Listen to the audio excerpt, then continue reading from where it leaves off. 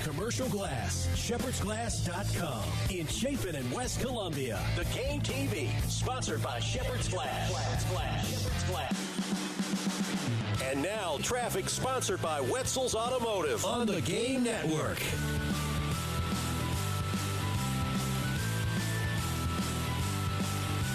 All right, let's take one last look at your traffic and weather from the Wetzel's Automotive Traffic Center. A couple accidents to report, one at I-20 eastbound at Broad River Road, another one at Laurel and Hardin, and then one at 378 near Sunset Boulevard. Today's high getting up to 77 with plenty of sunshine, and then 80s as we get into the weekend. Tomorrow 84, and then high of 87 coming up on Saturday. That's your traffic and weather from the Wetzel's Automotive Traffic Center on the early game.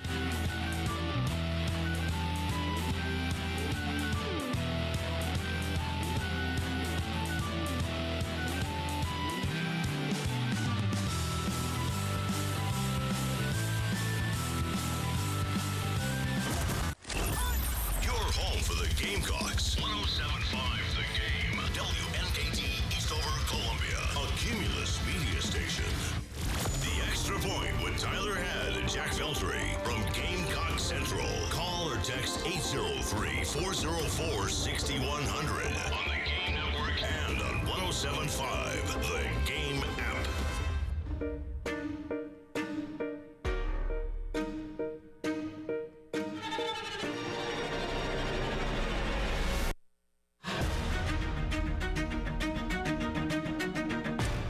9 o'clock on your Thursday morning.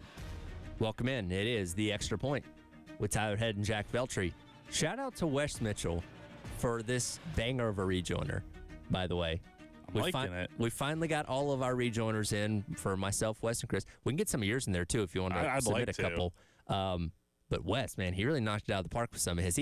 Every time one of his plays during the 11 o'clock hour, he just gets this big smile on his face because he knows he brought fire to the table. Did that not sound like the college football playoff show, like when they start revealing? A little bit. Yeah. Does it not have that same beat? I don't think it's the same song, but I think it is the same beat. But that is fire, though, by the way. Good way to set the tone. Yeah, I like it. So yes, if you have a list of songs you would like, I will definitely get them to me, and I will get them in the system. I would love to, yeah. So, but happy Thursday, man. It's has the week felt long or quick to you? In a way, it's felt long and short, if that makes sense. Like, I feel like this is the 12th day of the week, but I also feel like it was just Monday when we were talking about the chaos of the weekend between the Masters and the Nico stuff, which we'll get back into here in just a moment. So in a way, it's kind of felt like both. Yeah, no, I totally agree with you. It's just, I don't know, for whatever reason, the weeks definitely have felt longer. Maybe it's just because it's April, but it's already Thursday, and then, tomorrow, man, it's Friday, and then, you got Easter coming up, and looking forward to it. And this is really kind of like a super sports weekend here locally. So tonight we get things rolling against Ole Miss in baseball.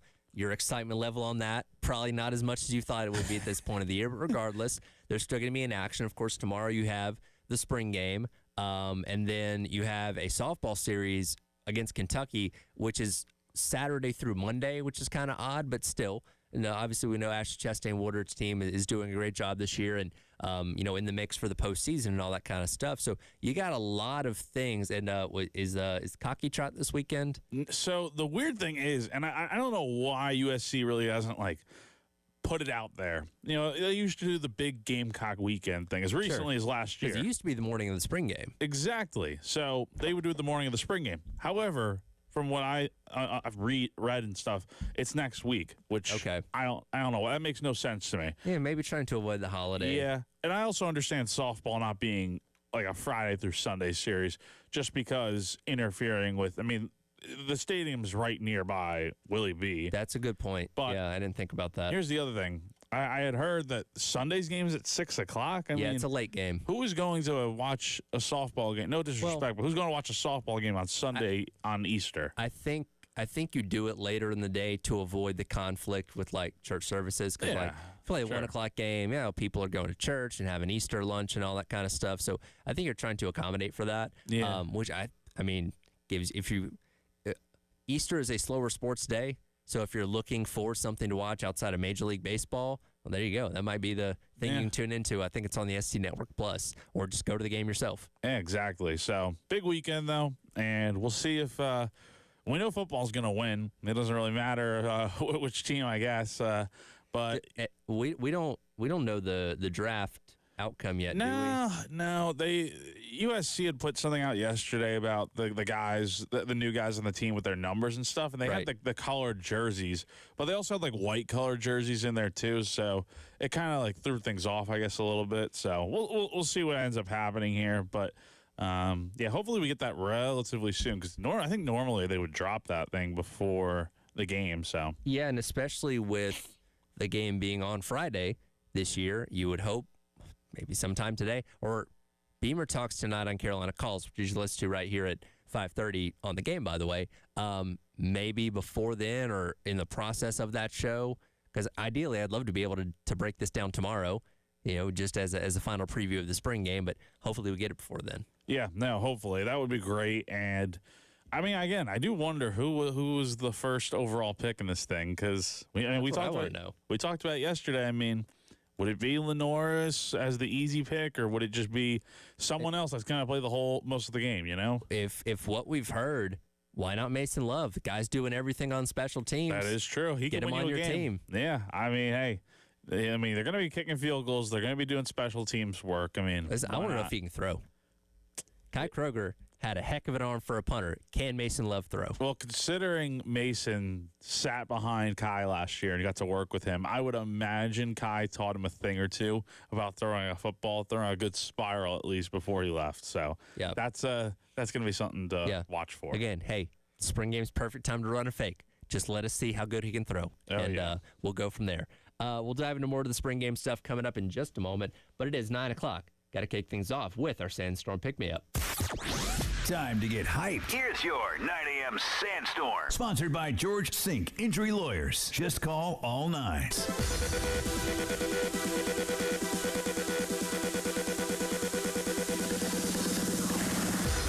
It is time for your 9 a.m. Sandstorm Pick-Me-Up, brought to you by South Carolina's largest injury law firm, George Sink Injury Lawyers. If you've been hurt in the car or at work, call George Sink now at 803 all nines. We've gone through this month of spring practice, and obviously we've talked about we haven't learned a whole lot because at this point there hasn't been a lot to learn, and the coaches have kept it relatively tight-lipped. So we're all anxious to learn something tomorrow night with this spring game. And of course, with guys like Sellers, guys like Dylan Stewart, what you have with them, and we're probably not going to see them for a ton of snaps tomorrow night. But Coach Beamer did talk about the other day when he was talking to you guys at the press conference, the importance of other guys getting snaps and how you're kind of divvy that up during the spring game. And I want to go back to that point that he made the other day. I wouldn't necessarily, yes and no.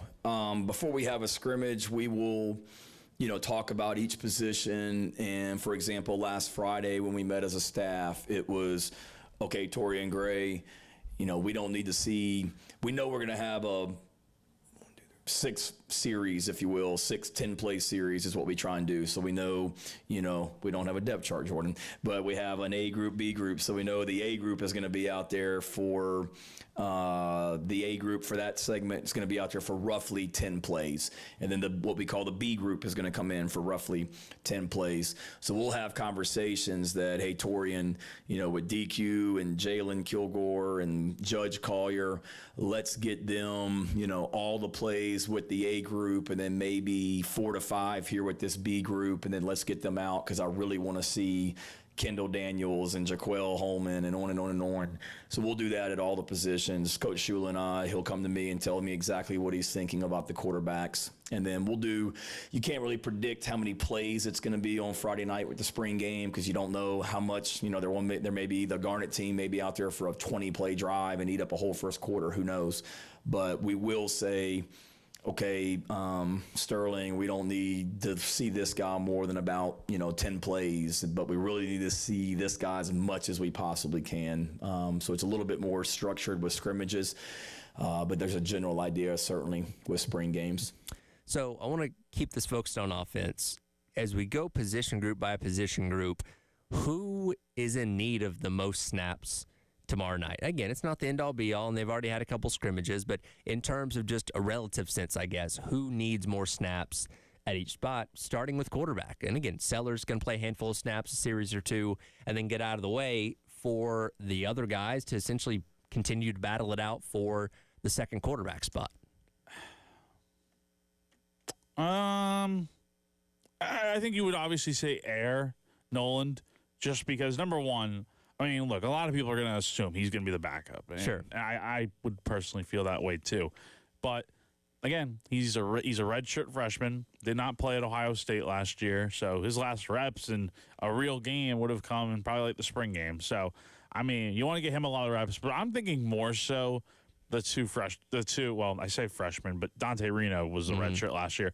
I think those three guys, Reno, Cutter Woods, and then Noland, get those guys as many reps as you can, because that's pretty much the future of your quarterback room post Sellers right now. And this could be it for Lenoir. I mean, who knows? This could be his last year, right? Because he can go to the draft if he plays well enough. Yeah, I think he definitely can. So, look, you got a lot to think about there, but I think right now what you have behind him, you got to start trying to figure that out and see who's going to take that next step forward here. And quarterback's a unique spot where I think the answer is all three as close to even as possible. And I don't know, again, Beamer said you can't predict how many snaps you're going to get. And, I imagine it's going to be kind of a sped play clock or a sped game clock to where we're not out there for 3 hours on Friday. So I don't think you're going to get a full game's worth of total snaps in there. But I don't know. If you could say each quarterback gets, 30 snaps maybe? That's maybe generous, but still somewhere in that same range. Yeah, that'd be good. 30, maybe 40 snaps apiece that gives you an opportunity to get out there and do a variety of different things. That's probably ideal, right? Yeah, I would say so. I think I don't know how long Lenoir would play. I guess, well, they're going to do the quarters, right? So, yeah. So maybe one half for Lenoir, if that. I don't even know if you really need to see that much. Maybe just a quarter. Maybe just a quarter. If they go on a long drive, that's good enough for me. Yeah, literally, just one drive. Treat it like the preseason, and then get your backups in there. And yeah, I mean, I'm looking forward to seeing Lenoir, obviously, but again, more so importantly, this game in general is more so about the guys that we have not seen a lot of yet. We know what guys like Jalen Kilgore and DQ Smith and honestly, some of the receivers too, like Nick Harbor, guys like that, and Lenoir. Yeah. So we know what those guys can do. That's great. I want to see them for a drive or two, but let's see the guys that we really don't get to see that all too often from last year in games, and a lot of the new guys too. So moving over to running back, you got Faison coming in, Attaway returning, Howell and Fuller coming into another year. Out of that position group, I would say Jordan Howell, because I think we've heard about his potential and what he can be. He just hasn't got to prove it a lot here at South Carolina. I'd want to see him get a majority of the snaps because I think he has a high upside. Yeah, I think for me, I'm with you on that from a young guy standpoint, but I do want to see what Faison's like in a game situation here, because we've seen him in practice, and the guy has really good athleticism. He's big, he can move. I like what I'm seeing at him in practice, but I do want to see him go up against his defense in a game-like situation, because we haven't been at the scrimmages or anything to really see what he's been able to do. So that's a guy that probably one of the top guys I'm looking forward to seeing on Friday, though I don't even think he needs to play a ton just because he's also an older guy too. Yeah. So, I mean, he doesn't have that much to prove, but for a drive or two, if it's going to be like Lenoir and a lot of the older guys in the offense, I'd like to see what Faison could do out there. I'll kind of combine wide receiver and tight end, and look, there's a lot of bodies in between those two rooms. I look at wide receiver, though. Ventravius Jacobs was injured a lot of last year, and we kind of looked at him as more of a long-term type of guy instead of somebody that's going to come in and pop in 1 year. And, again, we didn't get to see a full complement of him a season ago. I'm not saying he's going to emerge as the top guy in that room, but I think certainly from what we know of him coming out of high school, he's got a lot of, again, upside potential, and I'd like to see him get a fair amount of snaps tomorrow. No, I'm with you on that. I think you go back to last year, I mean, he was a guy that you brought in the spring transfer portal window, and him along with Campbell, none of those guys came along super, super strongly until end of the year, and Dre Jacobs did not play a ton last year. So I am looking forward to seeing what he can do in this offense in his second year. For me, I'm looking forward to seeing what about what Brady Hunt could do out there. I think that's someone that is going to be important in this tight end room. I think Michael Smith's going to be your top guy, and I would have said he's him. not in spring practice right now. Yeah, I would have said him if he were in spring practice, but since he's not, Brady Hunt is a guy that you brought in from Ball State last year, and he was a guy that I thought, all right, like he's going to be a nice compliment to Josh Simon, like what Trey Knox was when him and Josh were here 2 years ago, but that wasn't really the case last year. And Brady had that one really big catch against Missouri last year, but like other than that, didn't really do much, and then he got injured towards the end of the year. So I like to see what he looks like when he's healthy out there, and he's very good at Ball State. So he's a big, brooding guy, so we'll see what he can do this year. Last minute here, offensive line. I'm just going to go with the easy one. I'm going to go with Josiah Thompson. The more reps, the better. Again, we don't know what the starting five is going to look like, but I know he's going to be your left tackle. Yeah, and for me, Bo Stanley. I think him being a center, working a lot with Lenoris. If he's on the same team as Lenoris. No, yeah. That's important. Let's also remember the offensive lines that are out there tomorrow does not mean that's the starting line, A group, B group, just putting it out there. Yeah, so we'll see what happens. Again, excited to see tomorrow night's spring game and what we can decipher from that. Oh, boy, the Nico situation has another chapter to it. We believe we've learned where he's going and what that means going forward. We'll dive into that coming up next. It is The Extra Point. Tyler Head and Jack Beltry along with you on your Thursday here on The Game. 107.5 The Game in Columbia, 100.5 The Game in Florence, and 100.3 The Game in Myrtle Beach. The Game Network. Listen to Gamecocks baseball on The Game. And if a Gamecocks batter hits a grand slam, you could win cash. You could win cash. You could win cash. You could win cash in the Palmetto Citizens Federal Credit Union Grand Slam giveaway. Go to 1075thegame.com and register. Brought to you by Palmetto Citizens Federal Credit Union and The Game. 107.5 The Game, broadcasting live from the Herndon Chevy Studios. You can save up to $20,000 on new Silverados. Stop by or shop online today and see how Herndon Chevy makes you smile. Together, let's drive. Tyler Ed here once again for our friends over at Canty Foundation Specialist. I've been telling you about them for years, so I hope you are familiar with what you need to be on the lookout around your home when it comes to your foundation. But if not, I will remind you again.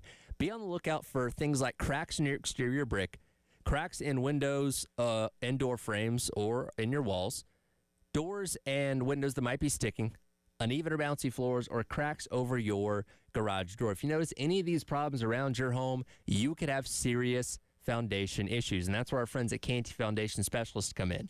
Go online to schedule an appointment at cantycanfixit.com, and they will send a professional out to your home to evaluate your issues and get your foundation fixed so you and your family can live without worry going forward. Again, go online to schedule an appointment today at cantycanfixit.com for our friends at Canty Foundation Specialist.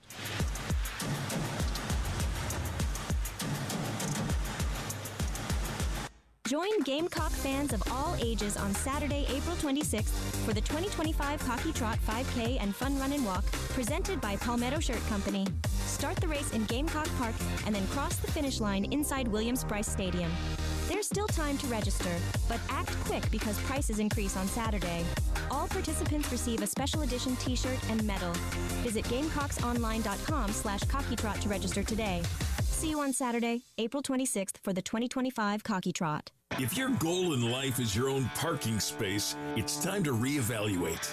That doesn't amount to a hill of beans when freedom is all that matters. So get to the Haven Harley-Davidson during our Chase the Wind event and ride for your life. Buy a new 2025 Harley with no money down, no interest, and no payments till the end of summer. Discover more at thehavenharley.com and put the breeze between your knees. The Haven Harley-Davidson.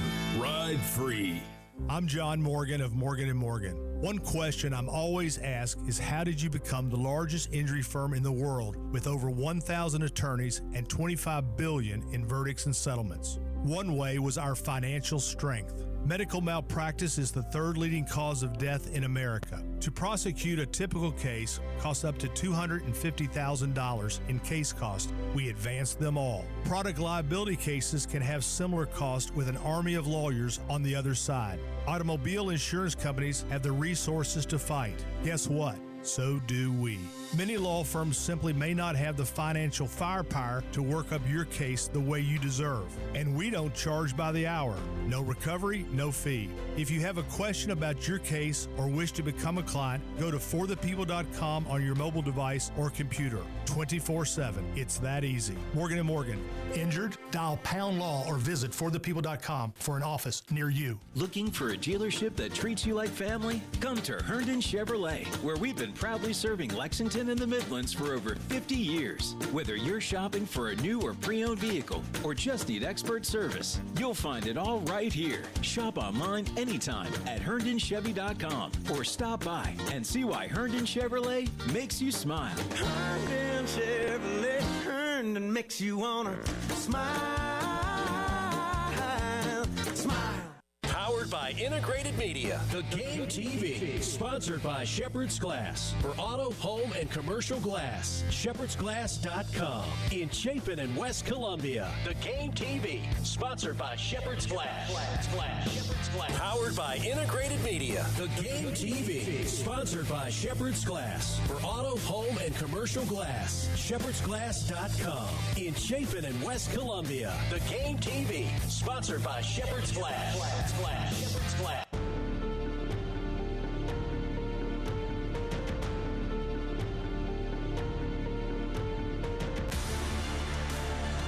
The Extra Point with Tyler Head and Jack Veltri from Gamecock Central on the Game Network and the 107.5 The Game app.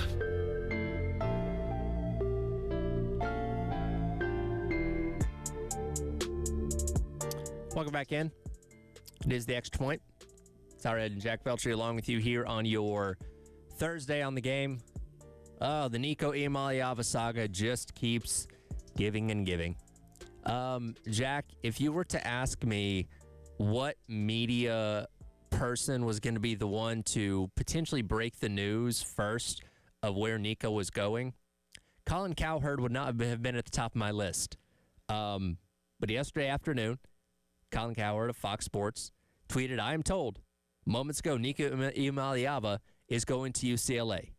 I'll get to what the second part of this tweet says in just a second, but in terms of the potential landing spots, this seemed to be one of the final ones that was still interested from what we knew about this time yesterday. Yeah, and let me just say, Colin Cowherd breaking the news, I was not expecting that. That was definitely out of left field, but hey, look, yeah, this was definitely...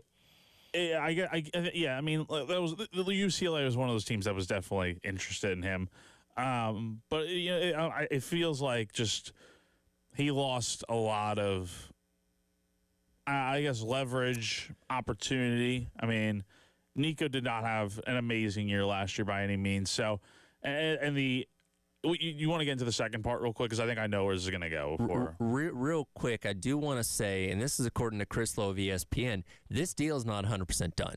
Yeah. So he is not for sure going there. It's looking that way, and I don't know if they're still trying to hammer out all the NIL specifics and stuff like that, but it's not open, done, and shut quite yet. So it's looking like it's going to happen. But as of right now, it is not 100% done. So keep that in mind. And I think I saw it was his dad that maybe said this or something, that it's not about the money. It's because of Tennessee's offense. And that's the second part of the tweet from Cowherd. It says, family still claims it's not, in all caps, about the money. It's about the Vol football offense. I was not told what the Bruins are paying. And when you kind of hear some of the numbers floated out there, it's somewhere a little less than $2 million, 1.75, 1.5, right around that range. And again, we'll hopefully find the specifics when all this is completely confirmed and done with. But it's interesting that is the angle that the family is taking on this. Like, no, it wasn't about the money. It was about the offense, and we didn't think Nico was going to be a fit and all that kind of stuff. I want to go back on March 12th, in the midst of Tennessee spring practice. Nico Iamaleava meets with the media after practice, and he is asked a question about the offense, and he promptly answers it. Here is what Nico had to say a month ago. All starts now. What part of your game are you most confident in heading into this spring? Yeah, for me, I think it's just me knowing the offense well and just playing fast. I think just the more you get comfortable on the offense, it allows you to play free. And yeah, man, I think that's where I'm at right now. Didn't sound like you had a problem with it at that point in time. Oh. Sound pretty confident. Yeah. Now, there was still progress, obviously, to be made, but didn't sound like somebody that didn't like the offense, wasn't getting accustomed to the offense. By the way, you knew what the offense was when you went there. You knew Hyper runs a run and shoot where they have wide receivers all the way out to the boundaries. That's a quarterback-friendly offense at that. Didn't have a problem when you committed.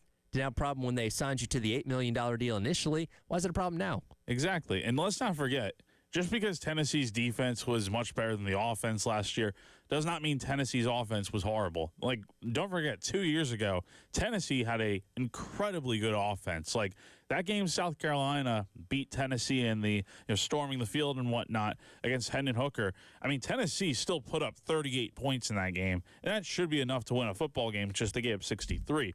So the offense for Tennessee is still very good in the Josh Heupel system. But going to UCLA, the Bruins only averaged 18.5 points last year.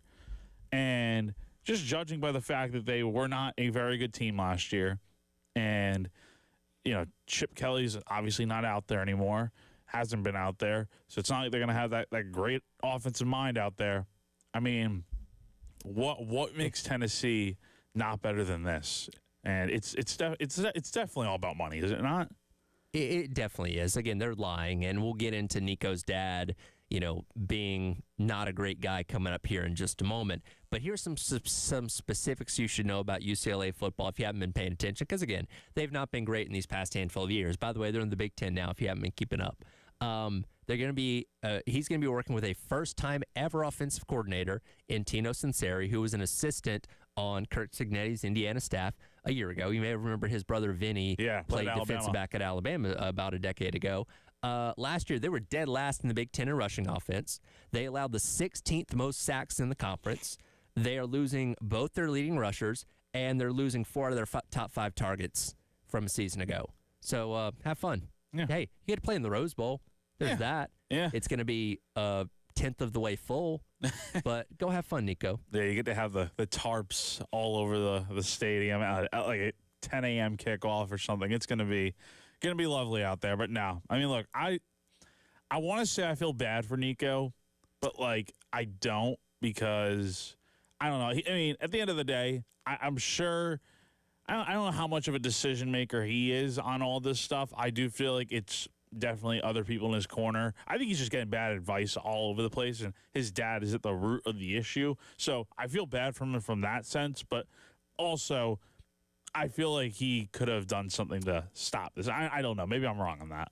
And we don't know how much of this is him and how much of this is his dad. I'm sure it'll come out in time, but we've heard nothing from Nico. All the comments we're getting are from his dad as of right now. So the story is yet to be told completely from that side of things. My question is, if I'm a player on the UCLA team, how do I feel about this? How do I feel about this guy that clearly didn't have any interest in coming here, who, by the way, his brother spurned us on signing day, Madden, that caught the entire coaching staff off guard? How do I feel about this guy, the biggest diva in college football right now, coming into my team? Yeah, I mean, I don't know. He seems like a nice kid, but like also like, I mean, this is just not helping his case at all. It's making him look like such a bad guy, and you really I would really hope it's more so just the adults. I mean, look, Nico is an adult too. Like, he's 20. Yeah, like again, we talk about these guys being kids, but when you're getting paid and stuff, you become an adult. You're gonna have to pay taxes. Exactly. Which, by the way, a lot higher in California than they are in Tennessee. Yeah,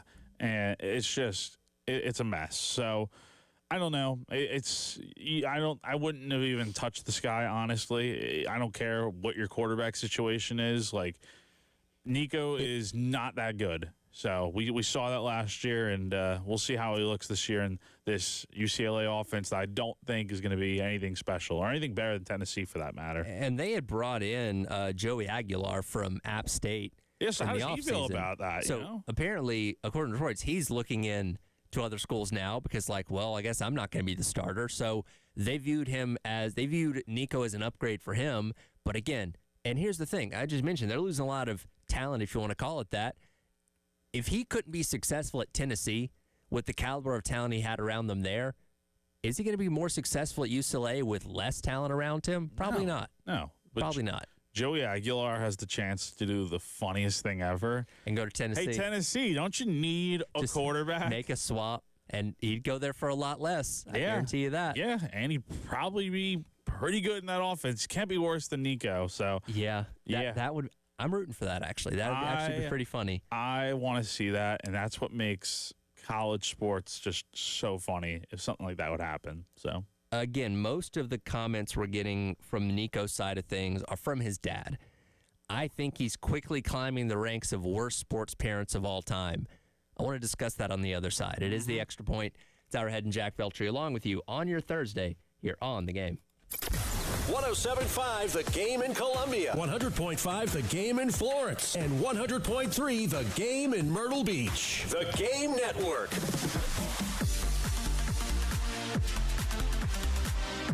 Hate paying for streaming? Well, the 107.5 The Game app is free. Yes, free. Just download the 107.5 The Game app. Everyone around here knows that AAA Heating and Air has the best HVAC replacement options in the Midlands with their guaranteed financing, no payments or interest for 12 months, and a 15-year parts and labor warranty. They're tough to beat when you need a new system, but what if you're strapped for, or what if you just need a repair? Well, AAA has something for you, too. If you're strapped for cash, they offer up to 12-month payment plans with no credit check on repair services. Yep, no credit check. Just have a valid bank account and own your home. So whether you're looking to replace or repair, AAA Heating and Air has you covered. Give them a call today and get your comfort back. You'll be glad you did.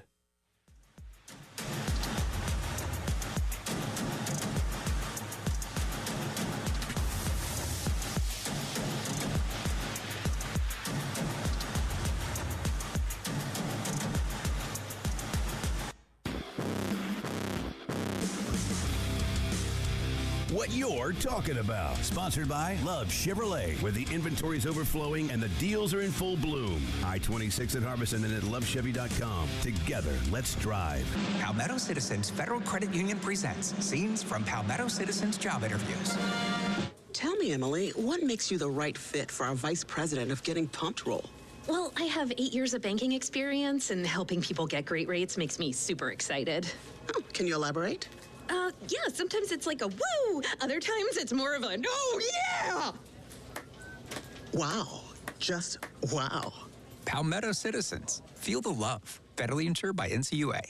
Springtime in Columbia. And if you own a business, you too can have the guaranteed protection of Rhino Shield. Just ask Mike. I was watching TV one night and saw the Rhino Shield ad. And I thought, well, if they can do a house, they can probably do a building. Rhino Shield's not pain, it's better. So they came out and they gave me a price, showed me how the Rhino works, how it lasts, and how the guarantee works. Business or residential, get the guaranteed protection of Rhino Shield for 15% off the regular price. They waited for us to leave, and they worked Saturday and Sunday so they wouldn't affect our business at all. This was the great part of it. I came back Sunday night, and you couldn't even tell they were here. There was no paint on the ground. They did a fantastic job. Here's owner Dan Hoey. This offer is limited, so call today at 833-RHINO-99 or visit RhinoShieldCarolina.com. Don't paint. Don't vinyl. Go Rhino. Don't paint.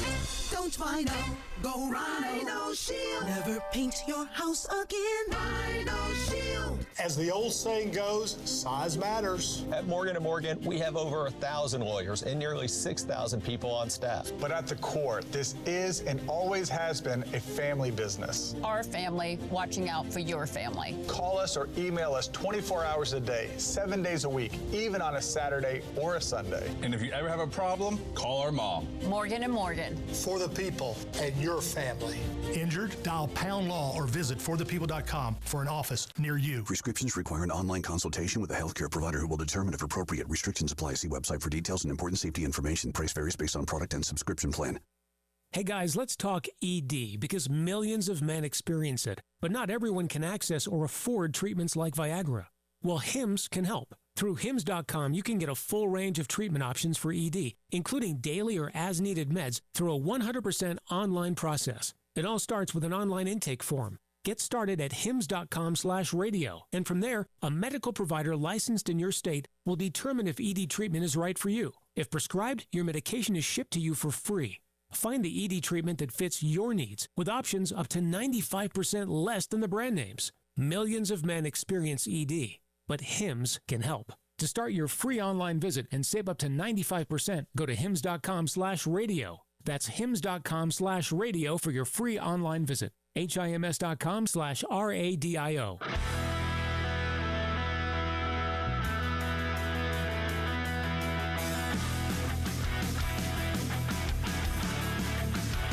What You're Talking About, sponsored by Love Chevrolet on the Game Network and the 107.5 The Game app.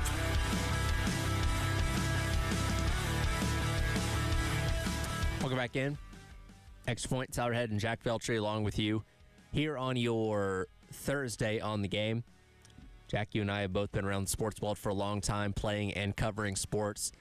Is there like a sports parent that sticks out to you as maybe like the worst you've been around, either on a team that you played on or a team that you covered?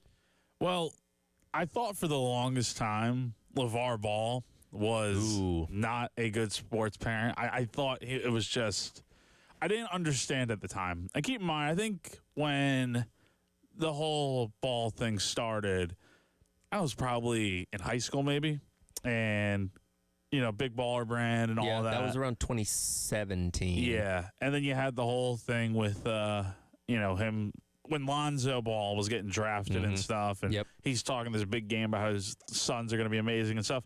And then now it's like, I respect it. Like, it believes in his sons. That's what you want to be as a parent. Like, I didn't like how it was just them being involved with BBB and stuff. He did cost Lonzo a lot of money by not letting him sign with, I think, Nike. Yeah. Because he wanted to promote Big Baller Brand. And then you had the whole thing with Jell-O and stuff. Yeah. And then some of the things that LeVar said where he's just now no longer on ESPN or anything. Well, from a marketing standpoint, it was almost kind of genius because he said outlandish things, and that got him in front of cameras with his brand and all that kind of stuff. So I understand some of the things that he did, but when you cost your son millions and millions of dollars, much like Nico's dad, that is bad.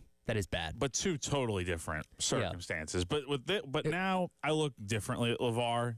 He seems to just be a very good dude that just loves his kids. So I understand it. So time heals all wounds, I guess, in that sense. And a lot of sports parents, unfortunately, I think, look at their children as their meal ticket, right? Especially if they think they are high caliber and can make it really far and make a lot of money. And my personal experience with the worst sports parent I've ever been around, when I was 11, I was playing fall baseball back home, Newton County, Georgia.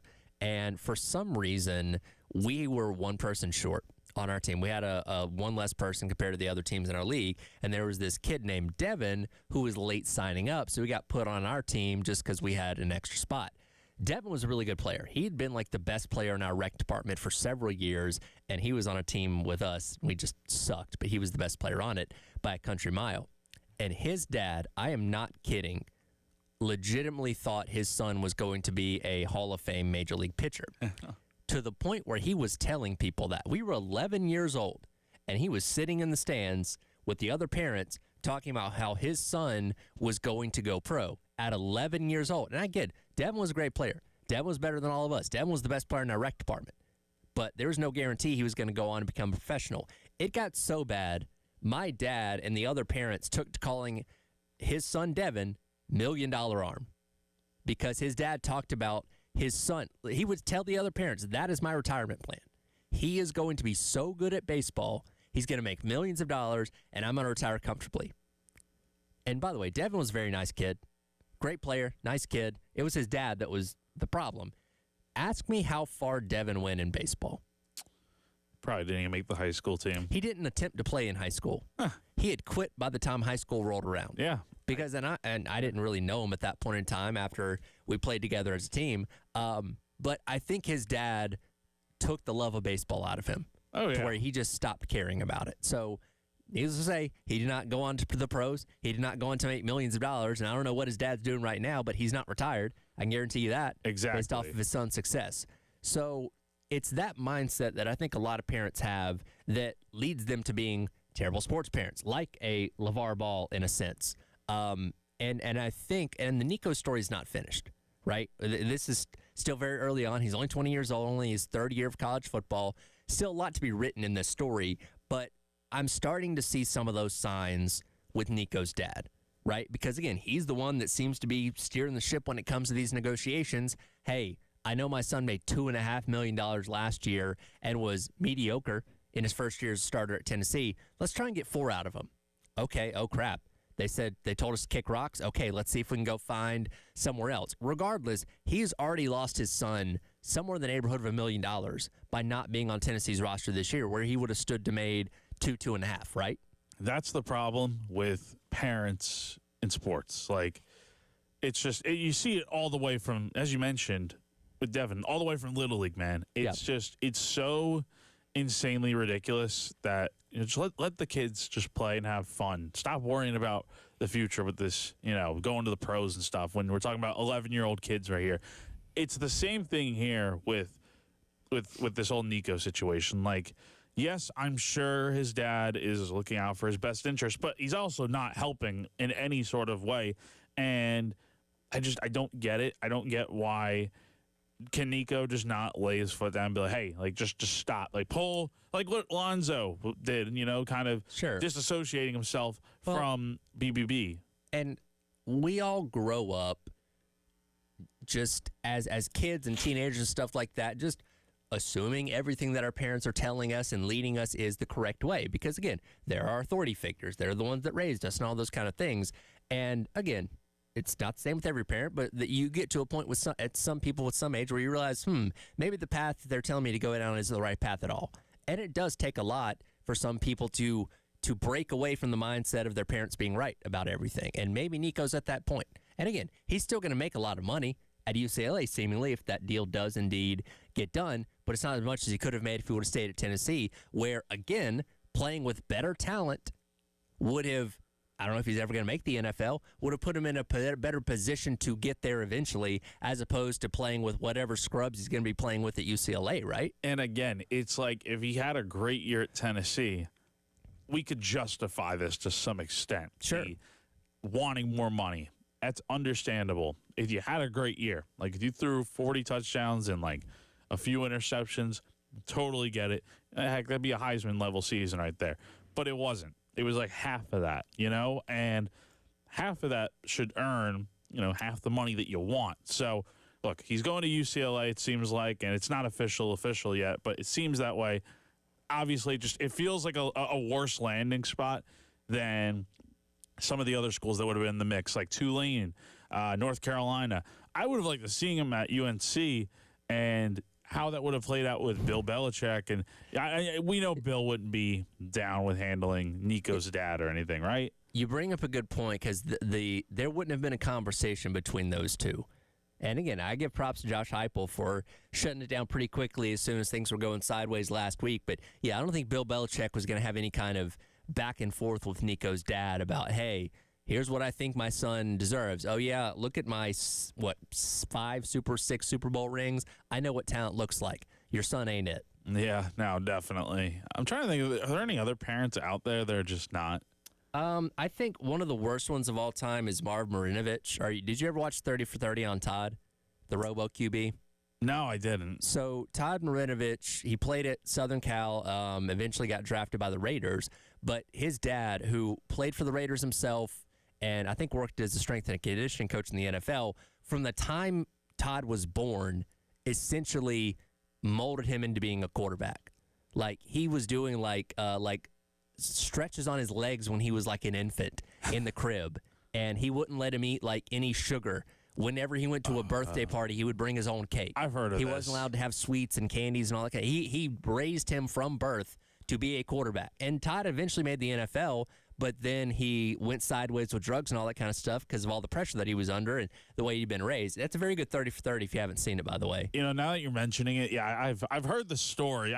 Maybe I have watched. I can't remember off the top of my head, but it's just like, going back to my point, man, like let your kids enjoy their youth. Let them go out there, play as many sports as you want. That's the other thing. Don't let don't be hampered down by one sport. Just because you're good at quarterback doesn't mean you can't go out there, be a good baseball player or a basketball player. Go out there, do what you want, and then like just enjoy your experience of playing, because you never know when it's going to end, obviously. And it makes sports a lot more fun when you're not focusing on the, am I going to be a pro? Am I going to go to the draft? I mean, that's stuff that we don't even know is going to happen. But as soon as money gets dangled in front of your face, we all turn into a different person, right? Yeah. We could say if we were in Nico's situation, we wouldn't care about the money, but when there is $2.5 to $4 million on the table, you change your attitude. Yeah. And also going to California, I mean, in a sense, he's also, whatever he would make, like let's say it's $1.5 million. Gonna pay a lot of taxes. He's going to be paying a boatload of taxes. So, hey, I think in this whole situation, his family's the biggest loser in this whole thing, and especially his dad for really screwing him over. And I think we're going to be talking about Nico's dad in the same vein as some of these other terrible sports parents as the years go by. Oh, yeah. Just my prediction. Yep. Once we learn more information, we'll definitely know. We'll come back and wrap up today's edition of The Extra Point. Talk a little bit of Gamecock baseball as they are in action, taking on Ole Miss for game number 1 tonight over at Founders Park. It is The Extra Point. Tyler Head and Jack Beltry along with you on your Thursday on The Game. 107.5 The Game in Columbia, 100.5 The Game in Florence, and 100.3 The Game in Myrtle Beach. The Game Network. Listen to Gamecocks baseball on The Game. And if a Gamecocks batter hits a grand slam, you could win cash. You could win cash. You could win cash. You could win cash in the Palmetto Citizens Federal Credit Union Grand Slam Giveaway. Go to 1075thegame.com and register. Brought to you by Palmetto Citizens Federal Credit Union and The Game. This is Bart Winkler with a Sports Minute, sponsored by AutoZone. Get in the zone, AutoZone. No matter how and when the Dallas Mavericks season ends up coming to a close, they need to waste little time and move on from their GM, Nico Harrison, as soon as possible. This level of self-sabotage he's created for this team is historic. Ask yourself this. If he wanted to completely destroy the team and its relationships with the fans, what would he have done differently this year? Or maybe that was the point all along? I'm Bart Winkler.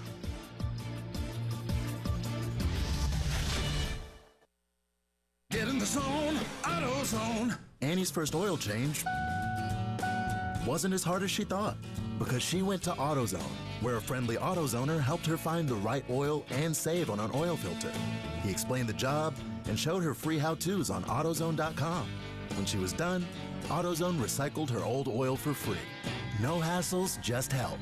Everything you need, nothing you don't. Get in the zone, AutoZone. Restrictions apply. I'm at the movies, asking people if they'll switch seats with me for $574. Here, take mine. So what about $574 if you switch your home insurance to Allstate? Too much work. Not if you call them. They handle the switching. Now, that's a plot twist. Shh. Check Allstate first, and you could save hundreds on quality home insurance today. You're in good hands with Allstate. Not available in every state. Based on the national average annual savings for new home insurance customers surveyed in 2023 who switched to Allstate and reported savings. Alan Kennington, responsible for this ad. Office in 1440 Broad River Road, Columbia, South Carolina. You know the jingle. If you're hurt in the car or at work, you need to call George Sink now. Even nights and weekends. George Sink's attorneys will fight for your rights and make sure you get the compensation you deserve, so you can focus on getting back on your feet. Call all nines now and get George Sink injury lawyers working for you. Get George Sink Law Firm on the line. Call 999-9999. I can't sleep. What is it now? It's the company. It's chaos. What's chaos now? The numbers, the expenses, the books. What if we get audited? No one's gonna audit you at 3 a.m. Go to sleep. I can't sleep. You could if you used Ramp. Who said that? I don't care because they're right. Go to sleep and sign up for Ramp in the morning, Jerry. Ramp is the corporate card that handles all your tedious financial operations automatically, integrates directly with your ERP, and gives you complete control over every transaction. Ramp gives you everything you need for bulletproof books and a better night's sleep. Wow, that is exactly what my company needs. Yes, and exactly what I also need. Go to sleep, Jerry. Upgrade to Ramp for free today and get $250 at ramp.com/radio. Ramp.com/radio. That's ramp.com/radio.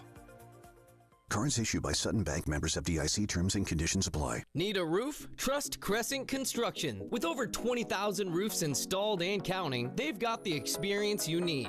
They specialize in residential roofing, commercial roofing, and general contracting. Visit CrescentCarolina.com today for free estimates and free inspections. That's right, no cost, no commitment. Crescent Construction, quality you can count on. For all your roofing and construction needs, visit CrescentCarolina.com now.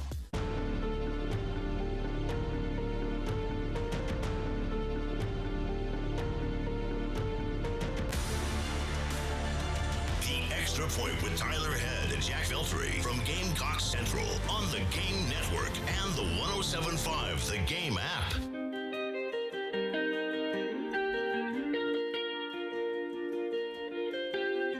Welcome back in. Extra Point. Tyler Head, Jack Veltri along with you here on your Thursday on the Game. Coming up in the next hour, Gamecock Couple Hour presented by Krantz Cooling and Heating. Wes Mitchell sitting down with Tree Babalade, Trevon Ball, as well as Jordan Dingle. We'll hear those conversations coming up from 10 until 11, again, as we get closer to the end of spring practice with the spring game tomorrow. But tonight, really kicking off the huge Gamecock sports weekend. First, you have Carolina Calls with Coach Beamer at 5:30. That'll lead you right up to first pitch of Gamecock baseball at 6:30 as they take on Ole Miss over at Founders Park, which you can listen to right here on 107.5 The Game in Columbia, as well as 100.3 The Game out in Myrtle Beach. And it's almost kind of wash, rinse, and repeat. Here comes another ranked team coming in here. This one, I don't know if scuffling's the right word. They've lost 3 out of their last 4, including losing their midweek to Little Rock on Tuesday. But as we know with South Carolina, this kind of seems like the place where teams get themselves back on track, unfortunately. Yeah, that's very true. But at the same time, I think South Carolina can they have not proven it. They have not proven they can win series. They have proven they cannot win the big games when it matters. They have not done that all year. But this is at home. It's a Thursday night. It's right after Ole Miss just lost to Little Rock. And then, as you said, they also just lost a series this past weekend. So there is a chance that South Carolina could finally – I mean, they got to turn a corner at some point, right? Or is this – if they don't, the downward spiral is just going to continue and continue to where it's like, yeah, you have no time left, and that's how the season ends. Yeah, and that's kind of the debate here is, okay, what are you playing for? And listening to Coach Maneri last night in Carolina Calls, he was making a lot of references to next year. Next year. So that sounds like he's going to come back for another year. And, you know, we're only in the middle of April. You still have another month of conference play and 5 more series left to go. But there does seem to at least be a part of his mind that's already looking ahead to 2026, which I don't blame him for. But a lot of coaches say, hey, we're focused on the next opponent. So how much, what are you playing for right now, I guess is the best question. Because outside of winning, 12 or 11 out of your last 15 in conference play and making something special happen in Hoover, you're not playing into June. You're not playing in the NCAA tournament. So what are you trying to accomplish? I know we said the other day we're not looking to play spoiler, but that's kind of all you can be at this point. You're looking to get back on track. I think that's number one here. You need to forget postseason odds. It's still in the cards if you were to go on some crazy run the rest of the year. Like, there are enough games in the year to where you win enough, you can get yourself right back in this conversation. But let's talk realistically here. You got to win a series at some point, right? You have to be able to prove that, like, hey, we can go out here and beat a good team like this. And granted, it's on our home turf, but if they can go out there, win 2 out of 3 this weekend, what does that do for the confidence moving forward? It changes a lot of things because there are still 4 series to go after that. And you're playing Florida. You're going to play Kentucky. You have LSU and Auburn. I mean, I'm not saying you're going to go out there and win those series, but this weekend would at least show you are capable of doing so. Now you just have to put it together for a full rest of the season. And they've done it. They've had a chance a few times. Like, when you think about it, Tennessee, they came kind of close to potentially winning a series there. They came close to potentially winning a series against A&M. And then, Oklahoma, I feel like, was another series they definitely could have won. So that said, they didn't win those series. This is a weekend where it's already do or die at this point, but you really do need to go out here and show, hey, we have a pulse. We can win a series. Let's see where it takes us after that. And that has almost become kind of the signature of this team is they can get close. They can make it competitive. It's not like they're getting run ruled every single game, but they're just not being able to close these games out. No. And again, the other night took it into extra innings in the Thursday game against Mississippi State or A&M. Excuse me, A&M. And then Saturday was different because you had a 10-run lead that you blew, but still close game there as well. It's just figuring out how to close. And what does figuring out how to close do for your momentum going in the offseason? I don't know, but it's a lot better than just continuing to lose. And again, if nothing else, if you can find a way to win one freaking series, that at least avoids the, hey, you couldn't beat any SEC team over the course of 3 games to win a series. Like, what's that worth? I don't know, but it's better than nothing. And you mentioned the word close a lot there. If they can figure out a way to close out games with their pitching staff, because honestly, man, it's just been a mess. It's either the rotation gets shelled early on or the bullpen blows a game late. If they can just put it together a complete pitching weekend, the offense, I think, is going to go out there and do enough to win you a game.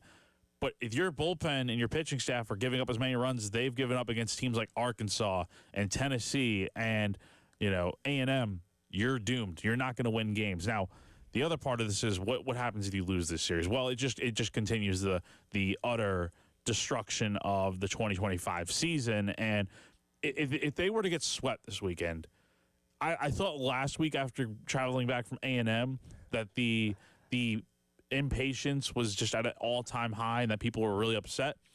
I think people just don't care enough at that point. It's like, yeah, fireman area. Like that's pretty much the argument. That's really nothing else to say. So we'll see what happens, but I'm looking forward to seeing what can happen this weekend for Carolina. We'll break that game down coming up tomorrow and preview game number 2 and the rest of the weekend as well. Let's talk plenty about the spring game as we get set for that tomorrow night as well. That'll do it for the Extra Point. Coming up next, it is the Gamecock Club Hour presented by Krantz Cooling Heating. Trevon Ball, Tree Babalade, and Jordan Dingle sitting down with Wes Mitchell up next here on the game.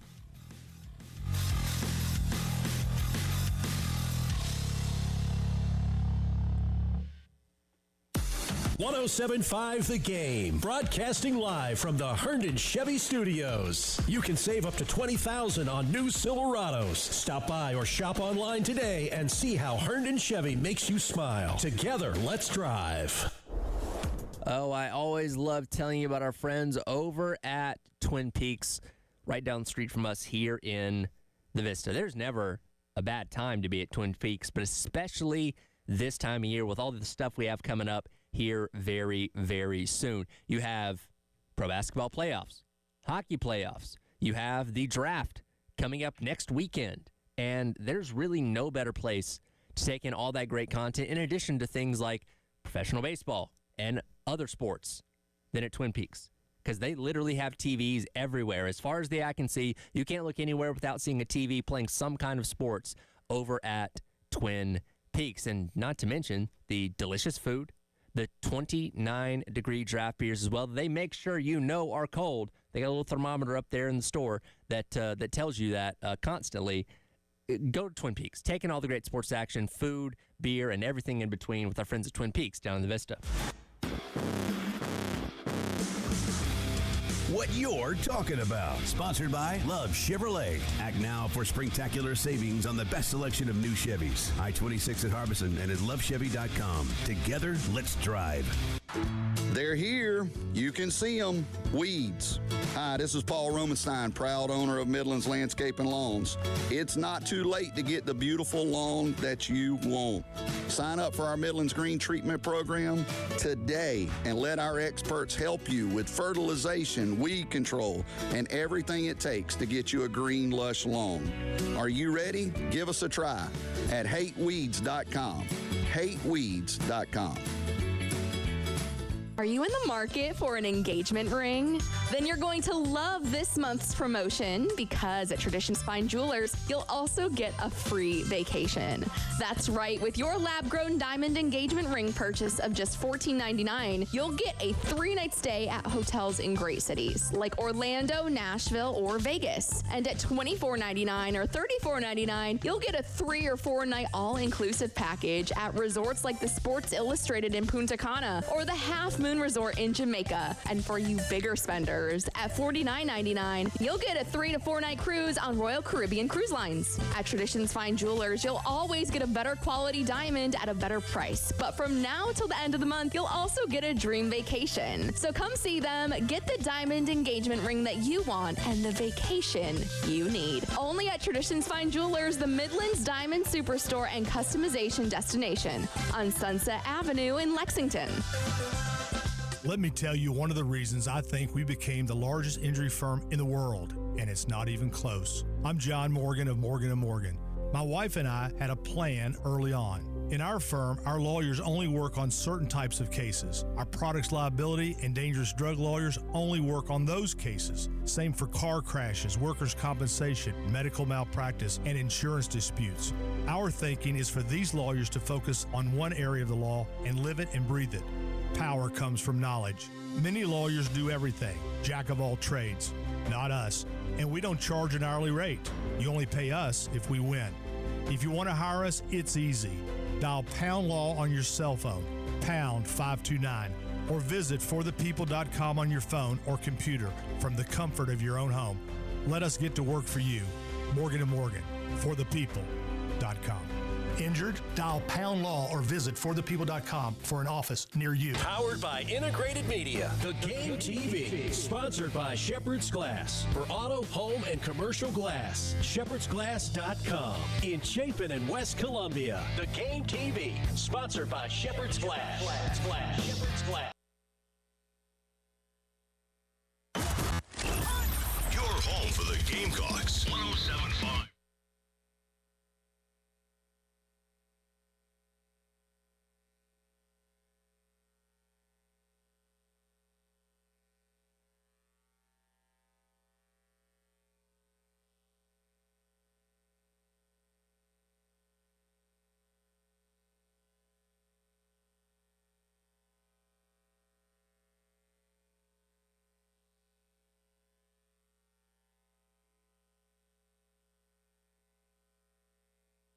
All right, everybody, welcome into another episode of the Gamecock Club Hour. I am Wes Mitchell, joined as always by some special guests from the South Carolina football program. Today we got Tree and Tro, guys, that being Trovon Ball, Tree Babalade. Guys, appreciate y'all taking the time. I know we got spring ball going on, always busy. How are y'all doing today? I'm great. How about yourself? Yeah, I'm good.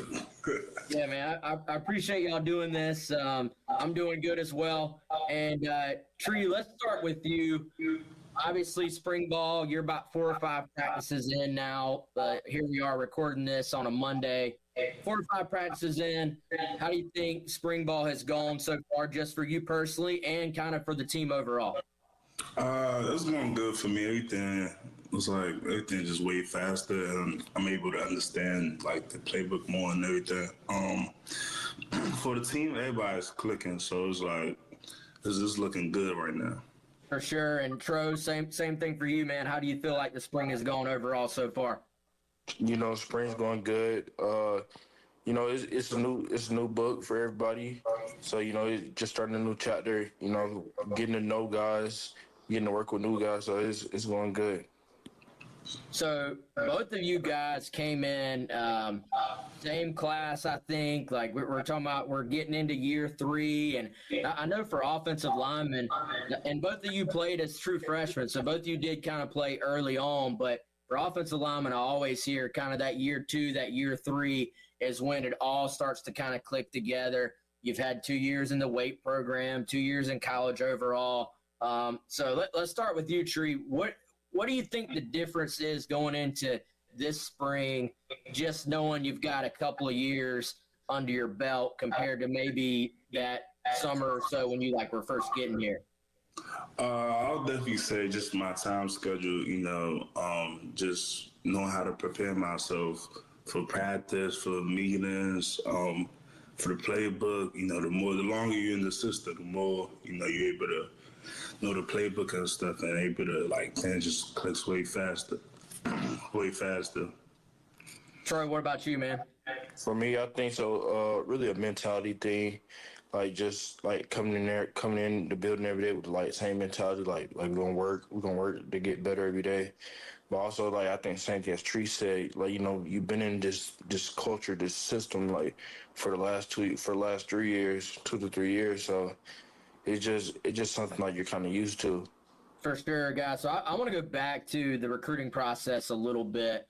And I remember when y'all's class came in, big class of guys, highly recruited, 4-star dudes. Both of you had offers from lots of other great programs as well. So starting with you, Tree, and I think you decommitted there at the end maybe, and then you had us guessing a little bit. So take us back in time, Tree. Now that you can give us the full story, what went into you picking South Carolina, man? Okay, so I committed to South Carolina. I forgot what day it was, but I committed. Everything was going good. I came on campus, committed. Then a few weeks later, I decommitted. It was just a lot of things going on around that time. It was my house going on fire, so that pushed everything back. Then the second was Marshawn Lord. He had the math guy, so I was like, wow, he left. So I felt some type of way. I wanted to know that they was treating people who was out of state, good and stuff. So I talked to Marshawn. He said everything was good. And a week later, I recommitted, so everything was good. Before we get to you, Tree, I wanted to follow up on that. What did you think of all the pictures of Coach Beamer with the big trees? I thought that was such a unique way to recruit you, but just obviously in tongue-in-cheek, kind of funny. But what did you think when just Beamer sending you, was he FaceTiming you in trees and sending you pictures of trees? Yeah, he definitely was FaceTiming and sending me pictures and stuff. So it was really fun. It was funny just talking to him while he was literally hanging on the chair. So. Yeah, obviously made both of you guys feel like y'all are priorities for South Carolina. And I know Lonnie Teasley, Sam Sorbet, that whole group prioritized both of you. So, Tro, when you look back on your recruitment, man, what was it about the Gamecocks that led you to South Carolina? I think for me, it was more so a culture. I seen what Coach Beamer he wanted to build. I went into his office, and they explained it. They explained it to me. He explained everything, and just seeing him talk about the things he had did prior before when he was here the first time. It just made me believe with the guys that was coming, and the guys that we have here still we can still do the thing. So it was something big, and just building relationships. Troy, let's stay with you. Speaking of relationships, what is it about Coach Teasley that he's been able to build those relationships, recruit so well, win some big recruiting battles? You guys are around him all day, every day. What is it like to just be a part of his O-line room with Coach Teasley? Man, that's our guy, man. We call him OG. So Coach is that's another father figure to us. We look up to him. Everything he tells us, we take it to value. A small little with Coach Teasley, he's more than a coach to us. No matter he gets on us or whatever, we see Coach Teasley more as a coach. We see him as a father figure. We see him as as a mentor. So no matter what, our bond is gonna be straight. From 50 years from now, our bond with Coach Teasley is gonna be good. And I think Tree can relate to that. No matter what, Coach, we all gonna be solid with Coach Teasley. Tree, what about you? I'll definitely say, same thing he said. To us, Teasley is a father figure to us. So it was really played a big part in our recruitment. But like he said, it's more than football. So he's teaching us how to be a grown man, later in the future. So make sure our family's good and stuff. So yeah. No doubt, man. So this is part of a Gamecock Club interview. So I wanted to ask you just about the resources you guys have there at South Carolina and just the NIL piece. And then more specifically, though, what has it been like to get to like actually know some of the fans? I know y'all have those kind of autograph sessions at other sports and some events and stuff like that, whether it's Garnet Trust events or Gamecock Club Hour stuff or Gamecock Club stuff. How is that to kind of not just have the NIL? I know the money and all that stuff's good, but also get to know some of the fans that support you guys, whether it's financially giving to the school or just cheering for you on Saturday. You can go first, Tree, if you want. I'll say it's fun just going out there, signing autographs, talking to the fans, interacting with them. It's very fun because they always like their face like light up, and it's like it's just good to see how people can be happy just because of us showing who we are, and like us just being there like really matters. What about you, Trey? I think really like with the fans part, it's good. It's good to like see everybody in the community. You know, it's good to see like the people like that's like heavily invested in us. It's like our Coach Beamer tells us all the time. Like we're the main sport in South Carolina. Like there's no other like football team around South Carolina outside of like somebody else. But so like they really see us as like the main attraction. So like just to be able and like just see like somebody like a little kid and just like know like I was able to change their life just for like a minute or so, like just having a conversation, like it really means a lot. Troy, let's stay with you, man. With this past off-season winter workouts, I thought one of the things that was pretty cool, outside looking in, but some of the events y'all got to do as a team that weren't just football, like the basketball stuff, dodgeball, wiffle ball. I see y'all grinning right now. So, Troy, what did y'all think about just competing? But I mean, I know there's a reason for doing it, but at the same time, I'm sure it kind of breaks up the monotony a little bit. Troy, what was your favorite other sport that y'all got to do, and how was all that? You know, the competing part, you know, it's something that's built in all of us. You know, like we didn't get this far for no reason. So it was good like to compete against like each other, but also like it also gives like a chance like to get to know like some of the younger guys a little bit more like outside of like working out. And really I think the best thing for me is like really like basketball. You know, like we played wiffle ball too. Like I don't think me and Drew played baseball before, so like it was kind of struggle. And dodgeball, you know, we bigger guys, so we some bigger targets. So like really basketball, you know, pick and roll, that's it.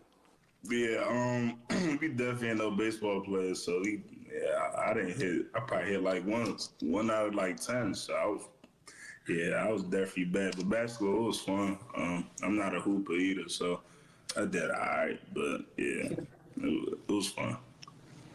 Who was the best dodgeball player on the team? Was anybody like? I feel like that's such a random sport, but I saw Beamer was out there. Did anybody get to hit Beamer with the ball? Like, I think a few players did hit Beamer with the ball. Yeah, I think DQ got him for sure. Who's the best hooper? We got a well, O-line wise, we'll say RJ. Yeah, I like Bari though. Zabari is very good. Okay, all right. So how do y'all feel like?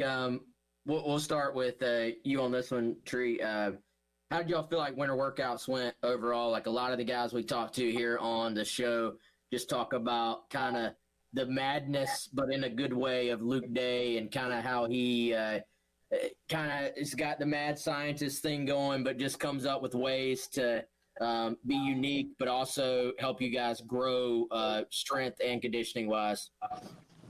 Yeah, like you already know, Luke Day is trying to like get us prepared for the season. So we doing a lot of little things that like soft tissue and stuff to make sure ain't no injuries that really happen. Like how, you know, last year was good because we already had that many injuries. So you could tell that he been taking it pretty serious and trying to take the next level into it. What about you, Trey? For me, I'll say, man, that was. I think as a team, like we came out with the right mindset going into the winter. Like we knew there were like things from last year that we wanted to get back. So we really just took like winter into like as like another like part of like the season, like just phase one. So basically, like I think we really like dialed into it, like locked into the things, and like not even like just the winter. Like it was a lot of guys coming back after like just get more and more done. Like just know because it's gonna take we're gonna like need a little bit more just to get to the place we want to go to. Yeah, for sure, man. So, all right, y'all. Again, we got to take a quick break here. We're hanging out. This is the Gamecock Club Hour. Tree, Tro, and I'm Wes. We'll be right back.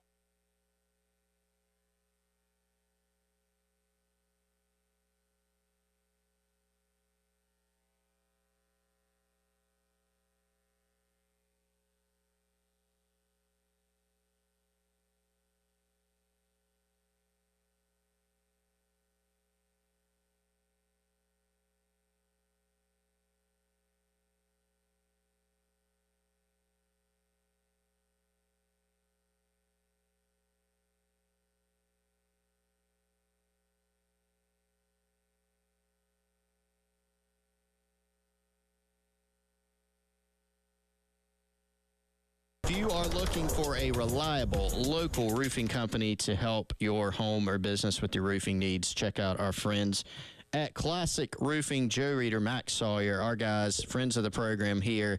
They can help you take good care of your roof. That can be challenging, but you don't have to do it alone. They have years of expertise under their hats. They're a local company. Again, their families live right here in the Midlands. And the guys at Classic Roofing are GAF certified roofers. Only about 7% of roofers nationwide even have that certification. They can do inspections, installations, replacements, and repairs on your roof. You can visualize your new roof and what it would look like at classicroofingsc.com.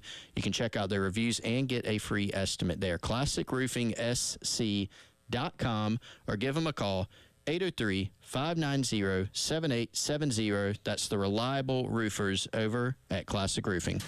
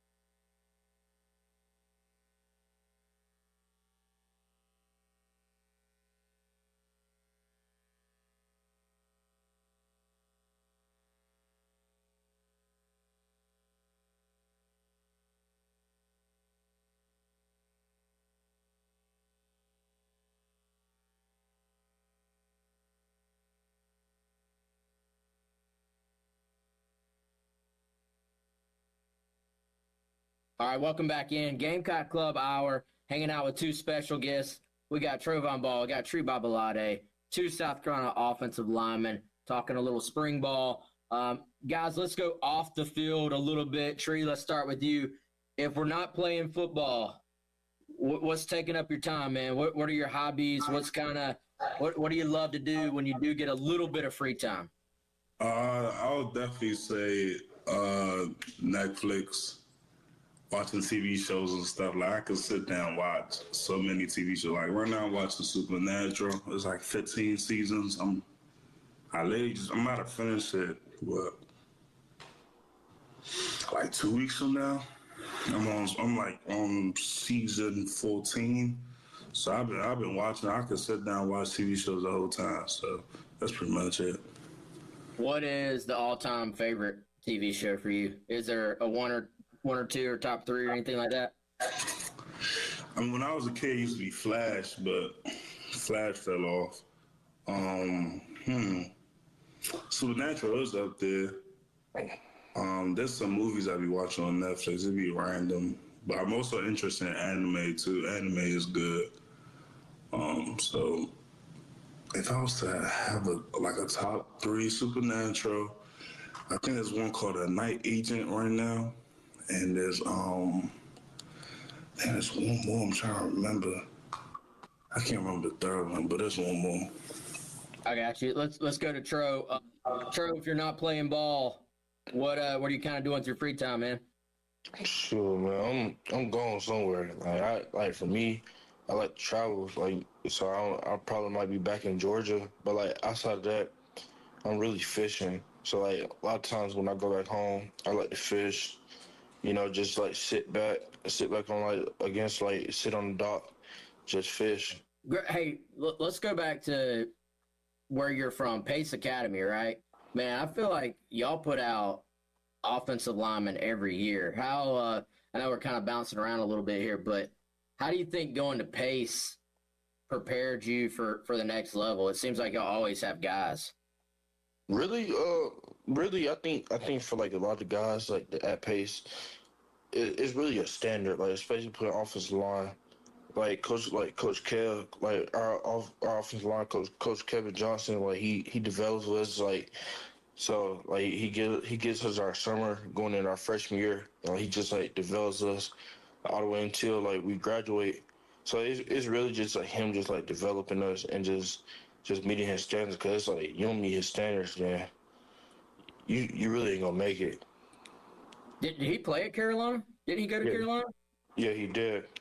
That's what I thought. So it's a lot. Let's go back off the field. Food, Tro.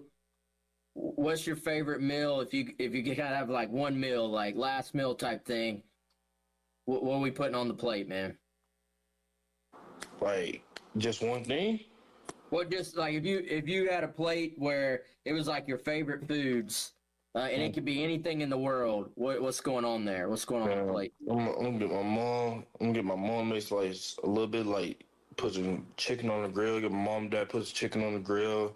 Then I'm gonna get mom make some mac and cheese with a little bit of succotash, and then probably get some cabbage. Man, I can't wait till spring game over. You know, that's the weekend of Easter. So man, I can't wait. You know, get a little bit of time off after that. I can eat a little bit what I want to, but get a lot right back into it. So yeah, I can't wait. So Mama's cooking. It sounds like is the short answer there. I already told her. I said when we at my apartment for Easter. I said ain't no reason to go back home. I said I got pots and pans. There you go. Tree, what about you, man? What's the kind of last supper there for you? I said the same thing. My mom's cooking. Jollof rice. Yeah, I like some jollof rice. More like our African dish that I always want to eat it, but I haven't ate that like in a while. So I definitely do need to go back home, go try some mom cooking. But yeah, I'll probably say jollof rice is probably the top one. Do you cook it too, Tree? Have you tried cooking it? No. Nah, it don't hit the same like mom, so I'm not even gonna try. Okay, yeah, you got to get the secret recipe there, man. All right, y'all, let's close this thing out. Finishing off with the rest of spring ball, and then going into May. I know last year there's a big deal made of like offensive line kind of staying around town for May, and a bunch of you guys didn't go home. I know that was kind of big for y'all. So, what do you think? Let's start with you, Tree. What are kind of your personal goals and the goals of the group as we complete spring ball and then kind of get into the off season and then work ahead into summer workouts? I mean, before you know it, it'll be time to kick off again. So, what are your personal goals, Tree? My personal goal would probably be just. That's a good question. Wow. I'll probably just say learn the playbook better. I'm already do, but it's just the more understanding, the better you're able to play and see things clearly. Another plan, I'll just say, just get a bit faster and just get my play, because I play with my pass high, so I just got to get better at, like, knowing, like, my techniques, how to bend, and just other things. But that's probably the main three things right there. What about you, Troy?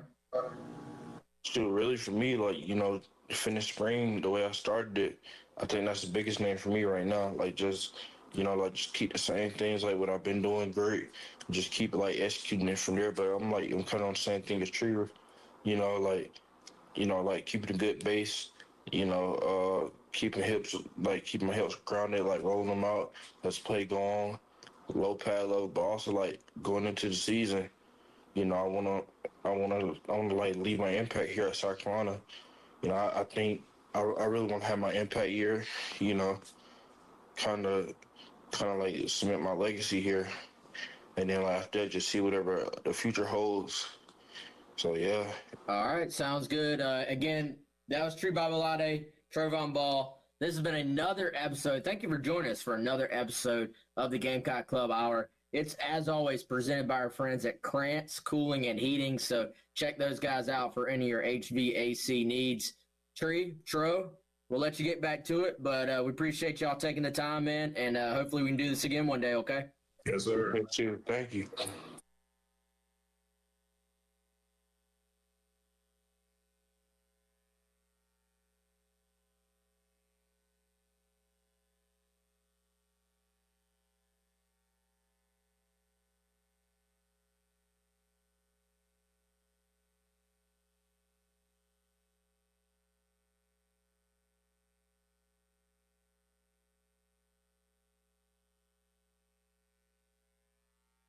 If you're out there looking for a local, reliable HVAC service for your home or your business in the Midlands, reach out to our friends over at Krantz Cooling and Heating, KrantzCooling.com, Krantz, cooling with a K, KrantzCooling.com, or give Justin Krantz, the general manager over there, and his team a call, 803-755-0793. I've had Krantz Cooling out to my home several times. They did a mini split for me in the garage. They've checked out all the other units at my house to make sure they're running in tip-top shape.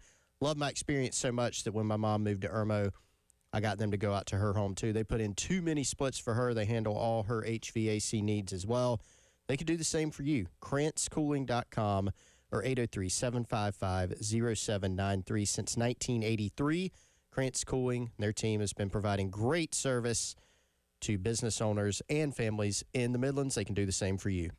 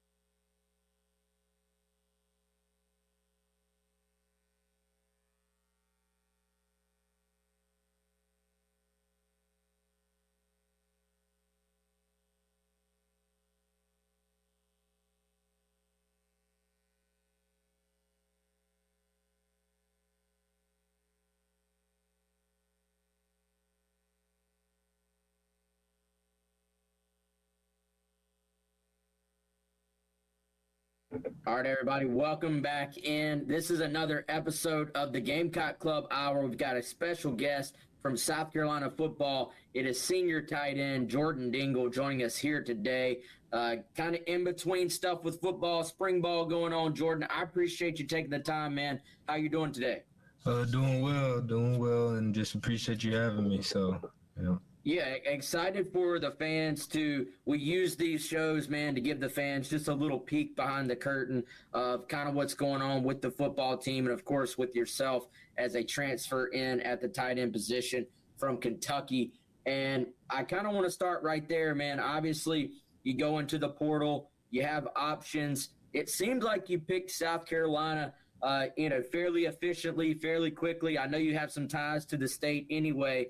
So can you just maybe take the listeners and the fans out there kind of through the recruiting process for you this time around and why you chose the Gamecocks?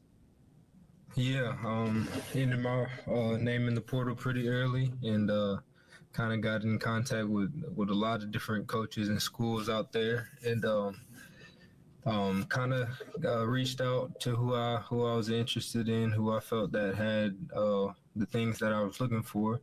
And South Carolina was high on that list, and was visiting some other schools. I took a weekend or a week and a half or so and visited some places, and just kind of really wanted to see what place felt like home. And when I got to South Carolina, that was definitely felt. And they showed the love I was looking for when it comes to the opportunity on the field. They definitely had that. I feel like they utilized the tight ends in the way that I'm looking for, and just getting with Coach Elliott and Coach Beamer, it was great, and having that opportunity to connect, I felt like it was really the place to be.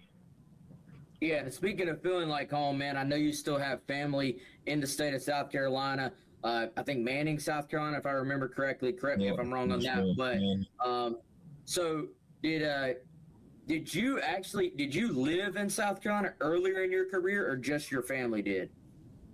No, yeah, I actually lived in South Carolina up until I was like 5 or so, and then moved. But coming back every summer, every holiday, and things like that, so I really kind of felt real close ties to here. And this is where it's special. All my family's here, and that's another reason that factored into my decision to come to South Carolina.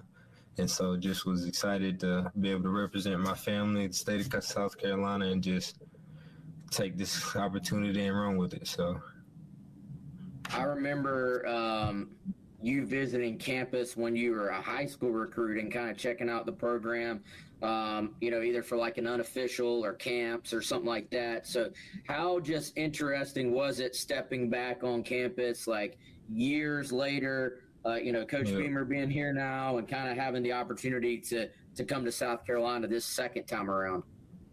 Yeah, it was definitely a full circle moment, just to have that opportunity again with, new coaching staff, of course, but just as there were still some staff members that was there, like for example, the guy that took my pictures on my last visit, he was the same person, and he put two and two together, showed me the old pictures, and it was definitely a full circle moment. And just really am thankful for the opportunity, and it must have been meant to be. For sure. And so you mentioned when you're talking about some of the things that were important to you, you did mention Coach Sean Elliott, who is now your position coach. Just like the most high energy guy you could possibly have as a coach, I would imagine. What has that been like these last few months, just kind of connecting with him and then actually getting out there on the practice field with him these last couple of weeks? Honestly, it's been great. I feel like he's a great coach, knows what he's talking about, and just lets you, he's definitely honest and upfront with you, and I like that. And just on the field, he makes sure he lets you know what you're doing wrong, but also make sure to celebrate when you're doing the good stuff. So I do appreciate that, and he's a great man, honestly, and has helped me already on this short time during this short time here at South Carolina. So definitely appreciate him. I know I interviewed you when you first got here, and we were kind of talking a little bit about what Josh Simon did last year within this offense, and obviously a little bit different scheme, but similar approaches. How do you maybe think that your skill set coming in, also as a veteran guy, and interestingly enough, you're both from the Palmetto State too, so some parallels there. How much did what Josh kind of did and was able to do maybe give you kind of a vision for what your role could be kind of finishing your career here as well? Yeah, definitely. I mean, it just kind of showed me that they're willing to give the ball to the tight end and just really take advantage of that. And like just seeing how he was playing, seeing the some of his athleticism, I was impressed. And just seeing in general the tight ends that Coach Beamer and some of the tight ends that the coaching staff has worked with, like that really impressed me. And so I just feel like me coming in as well and having a bit of a versatile skill set, I think that can really allow me to flourish in this offense. So definitely looking forward to that.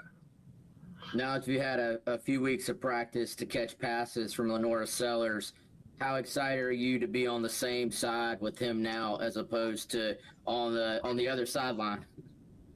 Yeah, definitely excited to be on the same team with him now and not have to try to the defense try to keep him contained and everything. But he's definitely a good quarterback, and I see it already. And so just excited to be on the field, getting the game with him and make something happen. So.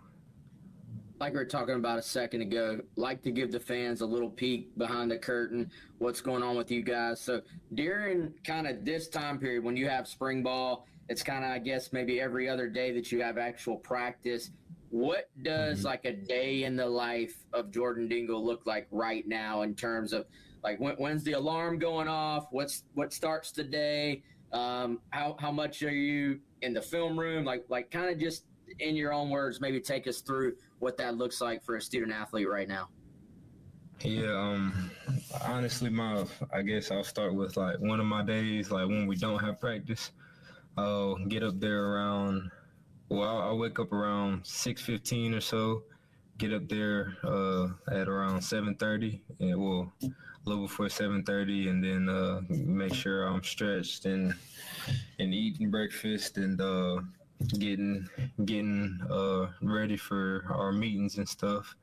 And then so we'll have those meetings and go to special teams meetings, tight end specific or offense as a group meeting, and then we'll go lift, have our lift, and that'll be some good work with Coach Day. Definitely enjoy those. And then after that, usually my day is just now starting. I mean, I'll get some cold tub therapy and different things like that for rehab, because being a senior and stuff, you got to make sure you're taking care of your body, being in college football this long. So definitely got to invest there. And I have class from 12 to 7:30 after that. So I'm in grad school, and so it takes a little bit of time off my day as well. Have class from 12 to 1, and then 2:20 to 4 something, and then 4 something to 7:30. So make sure I get it in, and after that I'll finally be able to kind of decompress and stuff. Usually watch some film, look at some things we've been looking over in practice, look at my notes, things like that, try to get some homework done, and then if I have some free time, hop on the game or something like that, get on, talk to my family, anything like that, and then hit the hay, honestly. So do you get any free time in there, Jordan, right now this time of year? Not much. Later in the week, a little bit more, but it's definitely not much free time. Yeah, for sure, man. So, all right. Next days are a different story, but. Yeah. Sounds like a lot, but obviously working for a great goal here as you go into your senior year. Let's take a quick break right here, Jordan. Everybody, you're listening to, he's Jordan Dingle, I'm Wes Mitchell. This is the Gamecock Club Hour presented by Krantz Cooling and Heating. and we'll be right back.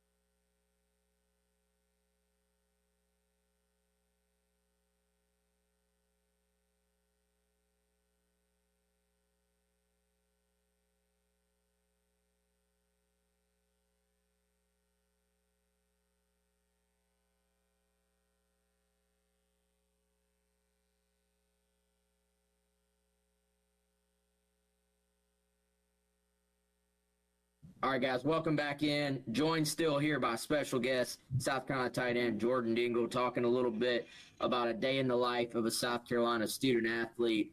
And you were talking about right now, obviously, grad school, spring ball, all that going on. But when you do get free time, when there are those days, what are the things that you kind of enjoy, the hobbies that just kind of take you away from the game just a little bit to take your mind off of it, I guess? Yeah, I mean, honestly, like to just hop on, like play some video games sometimes, or I'll just go outside. I have a lake right close to where I live, so go fish, take a walk. I like to be outdoors a little bit.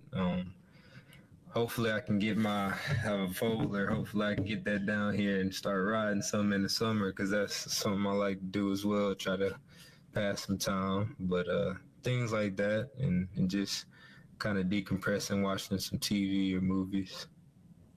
Is the four-wheeler in Kentucky, or it's in Manning, or where it's? No, it's in Kentucky. You gotta get it across country somehow. Yeah, somehow. Yeah. Yeah. That'd be a long ride, so hopefully you can get a truck to get that shipped here for you. But man, so you mentioned the video game. Are we talking CFB 25? Talking NCAA or something else? Yeah, NCAA for the most part. A little bit of 2K or things like that. What you call it? Call of Duty, things like that. So, who is the best video game player on the team at NCAA? See, I'm still trying to find out. Honestly, I haven't gotten the chance to really play everybody, but I've heard some rumblings here and there. But just know that just know I'm good. I'm gonna make sure I stand up and stand out. So you're in the conversation for best on the team. I'm in the conversation. Gotta be. Okay, I'm looking forward to figuring out as we go along who takes that crown. Hey, there were some guys that the school had a tournament last year, so and I think I don't know if you met him, Torricelli Simpkins. He played on last year's team. He ended up winning the tournament, but it was some players, some fans. So maybe we can get that going again this year, and make something like that happen. But Jordan, we also like to talk a little bit of food here on the show. Any favorite meals? Kind of just what are you putting on that plate if it could be anything in the world? I mean, I gotta have my hot wings. If don't have my hot wings, I gotta find someplace real specific and get some lamb chops or something like that. Those two probably top on the list. But I have my grandma right down the road, and she makes sure she cooks on Sundays and stuff, so she'll make the whole spread, that good old soul food. So I've been enjoying that too. Gotta take it slow. That might be the real reason you came back, man. Yeah. You got grandma right down the road. I'm telling you, yeah. Yeah, definitely a good reason there. Closing it out here with Jordan Dingle, again, South Carolina tight end. So, Jordan, let's get back on the field just a little bit. Any kind of goals you have set for yourself the rest of spring? I know obviously like development in general, but is there anything you've kind of focused on as you've kind of gotten into spring ball that you've said, these are some areas of emphasis for me personally? Yeah, I mean, there's a lot of different things. I would say just in general, I'm trying to get better all around. Make sure stuff like my footwork when I'm blocking it is down solid and good. And as far as keeping my hands inside when I'm blocking as well, that's something I've been keying in on. And just making sure my route running is crisp, getting in and out of cuts, and just catching the ball in general. I know I kind of captured everything there, but working on catching outside of my frame and just making sure I'm taking advantage of all that. What stood out to you about Williams-Brice Stadium when you played here as a visitor? I mean, honestly, the environment is different. Like sandstorm, all the fans have the towels, waving them, and like it's definitely a different atmosphere from a lot of different places. So I really appreciate that, and I know that when they come, they come, and so the support's always there. How I guess excited, or how much are you looking forward to, first of all, just that experience at home, but the first time you suit up will not be at home. It's actually be Mercedes-Benz, Virginia Tech, kind of a pretty cool, like, neutral site. SEC, ACC, kind of one of the bigger matchups that weekend. So it's got some gravity to it. How much are you looking forward to that opportunity? Yeah, I'm super excited for that. Just to be able to kick off the season like that versus an opponent you might not always play. So it's definitely exciting, and just being on the big stage and having that exposure is definitely something I'm looking forward to, and just can't wait to kick it off with the guys. Jordan, again, man, we appreciate you taking the time. I know you got a lot going on. Good luck the rest of the way this spring. Good luck this season, and hopefully we'll talk to you soon, okay? Appreciate that. Appreciate you having me. Thank you. All right, here's Jordan Dingle. I am Wes Mitchell. This has been the Gamecock Club Hour, as always, presented by Krantz Cooling and Heating. And that was Wes Mitchell's conversation with Trevon Baltry, Babalade, and, of course, Jordan Dingle there from Gamecock Football. And we're going to see all those guys in action coming up tomorrow night in the spring game, which we'll talk plenty about tomorrow in previewing for that. Do have some breaking news of the morning, though, if you've not been perusing Twitter, ESPN.com, or anything like that. Lee Corso has announced that his final College Game Day broadcast will be week 1 of this year. That'll be August 30th. We don't know the location yet, but his 38-year career at the desk of College Game Day will officially come to an end coming up on August 30th. I imagine that's going to be a very emotional day, a lot of tributes, a lot of celebrations, and all those kind of things for the guy that embodied what College Game Day was. You know what I mean? No matter what generation you're in, what era of college football you grew up in, everybody grew up with Lee Corso in a way. And we kind of, I guess, knew that this day was going to come eventually. He's been obviously in not the best health the past couple of years, had the stroke several years ago that limited his involvement on the show and everything. But, now knowing that you're only going to get to see him one more time on College Game Day is an interesting reality. And I think we're all certainly going to be looking forward to that show and seeing him hopefully get a good and proper send-off. And I know ESPN and everybody on College Game Day will do that really well, celebrating the phenomenal career that he had, and see what his final headgear pick's going to be.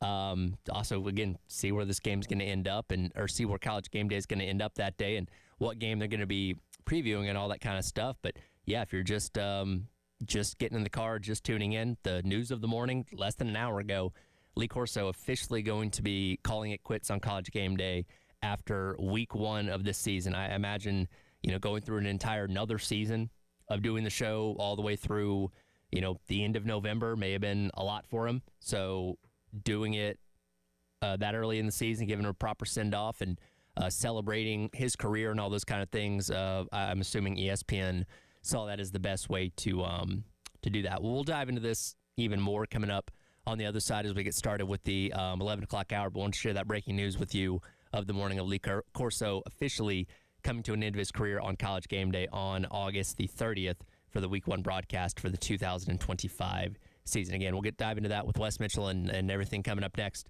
as we continue to get you set for South Carolina's spring game coming up tomorrow night, which you can listen to right here on The Game.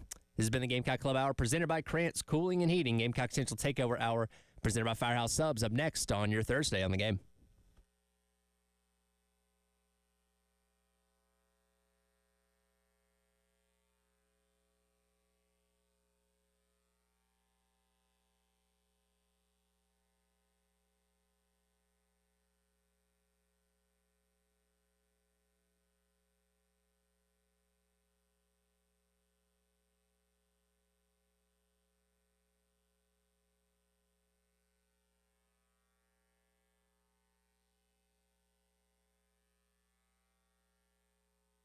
All right, folks, let me tell you about our friends over at Integrated Media. The beautiful thing about it is you can take your dreams for that home, make it a smart home, dreams for your man cave, dreams for the living room, and they can take whatever you're thinking about and then just turn it into a reality. You can hit them up today, integratedmediainc.com, or give them a phone call. It is 803-948-8327. Their services include basically anything to do with your TV, your surround sound, your smart home services, or securities and cameras. If you work from home, for me, it was all about my home office. Didn't really have a great connection to the Wi-Fi. Needed hardwired internet, so they came in. They ran Ethernet throughout the home into my office, into my wife's office, and made sure we had a great connection there. And then we went a step further with whole home Wi-Fi. They can also hang TVs. They can hide the wires for you, and they can go all in on that man cave too. Hit them up today. Again, for more information, integratedmediainc.com.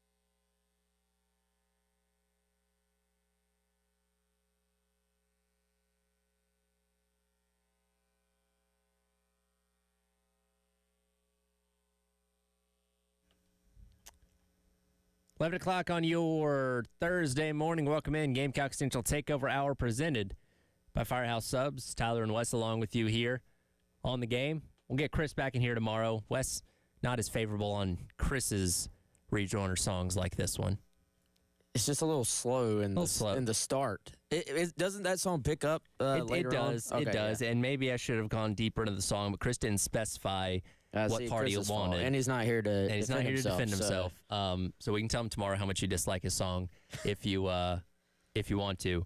A lot of stuff to get into. Obviously, Gamecock football related. What's going on with Nico Iamaleava, and I just broke the news a couple minutes ago at the end of the Gamecock Club Hour. News across the college football world within the last hour.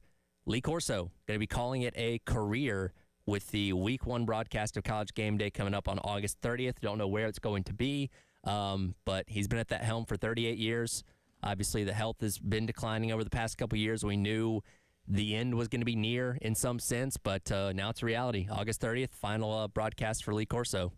Yeah, end of an era, man. If you are a college football fan, if you're a college football fanatic, if you grew up watching Game Day, or you spent your adulthood watching Game Day before watching Carolina or Clemson or whoever you pull for, I mean, Corso is a legend, and I think he brought just an entertainment value to it, the willingness to be silly, the willingness to go up there and kind of put yourself out there. I mean, in a lot of ways, I know, Tyler, you're a big wrestling fan. He was always willing to kind of play the fun heel role, too, in terms of just, I might be at one school right now. I mean, I remember distinctly him in the fairground. It would have been the fairgrounds at the time, I'm pretty sure, when Spurrier first got here. Yep. Saying that he would crawl. I don't remember the exact words, but basically he would crawl across the Williams-Brice Stadium field if Steve Spurrier ever won an SEC championship at South Carolina. That was where the 400-year comment came from, right? They wouldn't win it for 400 years. Something like that. Yeah. And so he, this is a Thursday night. This is opening college football. This is game 1 of the Steve Spurrier era. Mm-hmm. Columbia is electric, and he just craps all over it. But he knew. Yeah, he knew how to get the crowd, get a response, get a reaction, and he kind of honestly. I mean, I was a student at South Carolina at the time. Yeah. You love to hate him if he Sure. was going after your team. Sure. But as you get older and as you sort of, obviously for me at least, it became more of a career, but you learn to appreciate his ability to kind of yin and yang with the crowd and string them along. And and it was, honestly, man, it was really sad to kind of, because we could all see the signs of some decline the last few years. It was sad to see him sit up there and kind of still go through it, and you wanted it to be like it was before, but it was not. And so happy for him, though, that he was able to give 38 years as a broadcaster, and this is a guy who was a coach at the college level before. So college football has been his life. It absolutely has, and if you've ever been to a game day, especially before the show starts, he'll get up there with the helmets of the respective teams and do the yeah, boo, kind of go back and forth and play with the crowd. And again, obviously nothing gets people more fired up than the headgear at the end of the show, whether he picks your team or picks against your team. And that's something that's made him a staple of that show for so long. And I tweeted this out earlier after the news came out that, again, we kind of knew the end was going to be coming sooner rather than later. I'm glad that he gets to go out on his own terms. He gets to say, hey, this is going to be my final show. They can do the celebrations, the tributes, all that kind of stuff, and make it a show about him, as opposed to, hey, his health took a turn for the worst, in the middle of the week, and he suddenly can't do the show anymore, and we never give him that proper send-off. So as much as it's going to hurt seeing it come to an end, at least it's going to be done in a proper way, it seems like. Yeah, and I think probably even a good decision to basically do one show and not, he could have done the farewell tour for the entire season, and then there's a lot of emotional toll, I would think, to doing that. And so it'll be, I always feel like the first game day, and no matter what you feel about game day, I know some people think it's fallen off to an extent. I think it's actually been pretty good the last couple of years, but when I think game 1 and game day 1 of a new college football season just has a different feel to it. It does. And it's kind of it always feels to me like a celebration of college football and what it's about, the passion, the traditions, all that anyway. So this will just be turned up to level 1,000 because, I'm sure there's going to be, they played a tribute video for him. I can't remember when they were at Indiana last year, because he coached there, and a lot of people thought that might have been his final show because there's a lot of former players and they were celebrating his career and all that kind of stuff. And didn't they do one when he hit a milestone on the number of headgear picks? I think he hit 400 last year, if I remember correctly. There's been some moments where it's felt like this was goodbye, and obviously this truly will be. Yeah, and again, that coming up on August 30th, which will be week 1, and again, we don't know where that show is going to be, but there are some interesting options, and I've kind of been perusing and seeing what people have brought up. So Bama's going to play at Florida State that day. Florida State, of course, being Lee Corso's alma mater. Texas is also playing Ohio State. His first headgear was Brutus the Buckeye. So you have a couple of options there for obviously celebrating his alma mater or a callback to the first time he ever did the headgear thing. So it's got to be one of those two, I would imagine. Hasn't he picked Bama more than any other school? Is that right? Or for either Bama or Ohio State, it's one of the two. They're up there. I'm sure there's a breakdown somewhere of every headgear he's done and how accurate he's been. I feel like he's picked Bama. I feel like he's picked Notre Dame a lot over the years. Well, let's be honest. For the past 15 years, picking Bama was pretty easy. Yeah. Because they usually won. Yeah. So, man, that's great. And again, you kind of saw it coming, and I am very happy he's able to go out on his own terms. But I think it's going to be, frankly, a kind of emotional day for a lot of people, maybe more than they expect. Yeah. Oh, absolutely. And look, there's going to be tons of guests.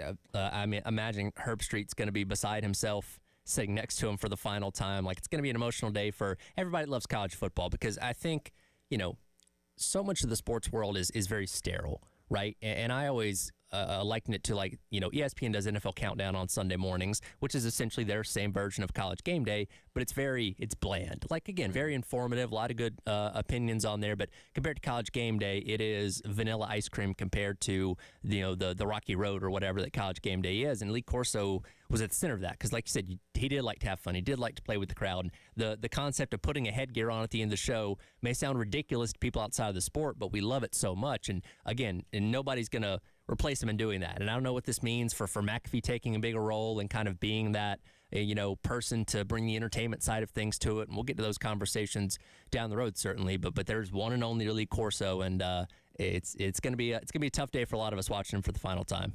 Well, I think it's easy just to watch it and not appreciate something you should appreciate, which it's hard to put yourself out there, man, in front of thousands of people watching you in person and literally millions watching at home and be the guy who's willing to be a little bit goofy and make fun of yourself and be out there, I think, because, and especially, maybe not 38 years ago, but especially now, if you do anything that's a little bit off the rails, somebody's going to dislike it. Somebody's going to critique it. Somebody's going to have an opinion about it. So, I think, especially, even just doing this locally, you always kind of respect people that are willing to just put themselves completely out there and show their personality. And, man, that was him. I mean, how many different ways has the headgear been copied and just kind of ripped off? And, that's obviously a compliment to the idea that he came up with there.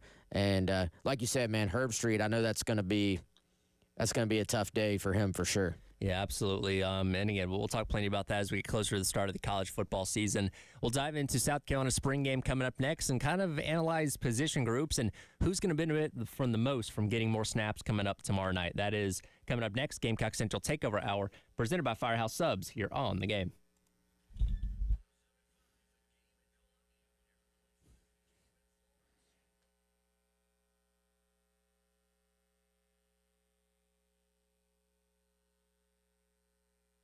Hey, you got me?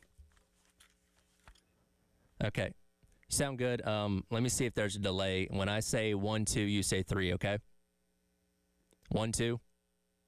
Perfect. No delay.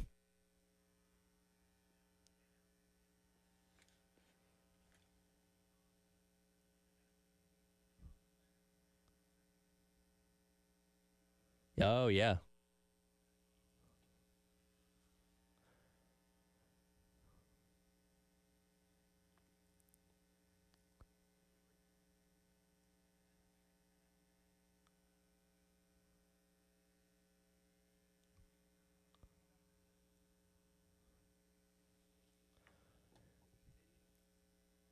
Yeah, you're in horizontal, so it looks fine.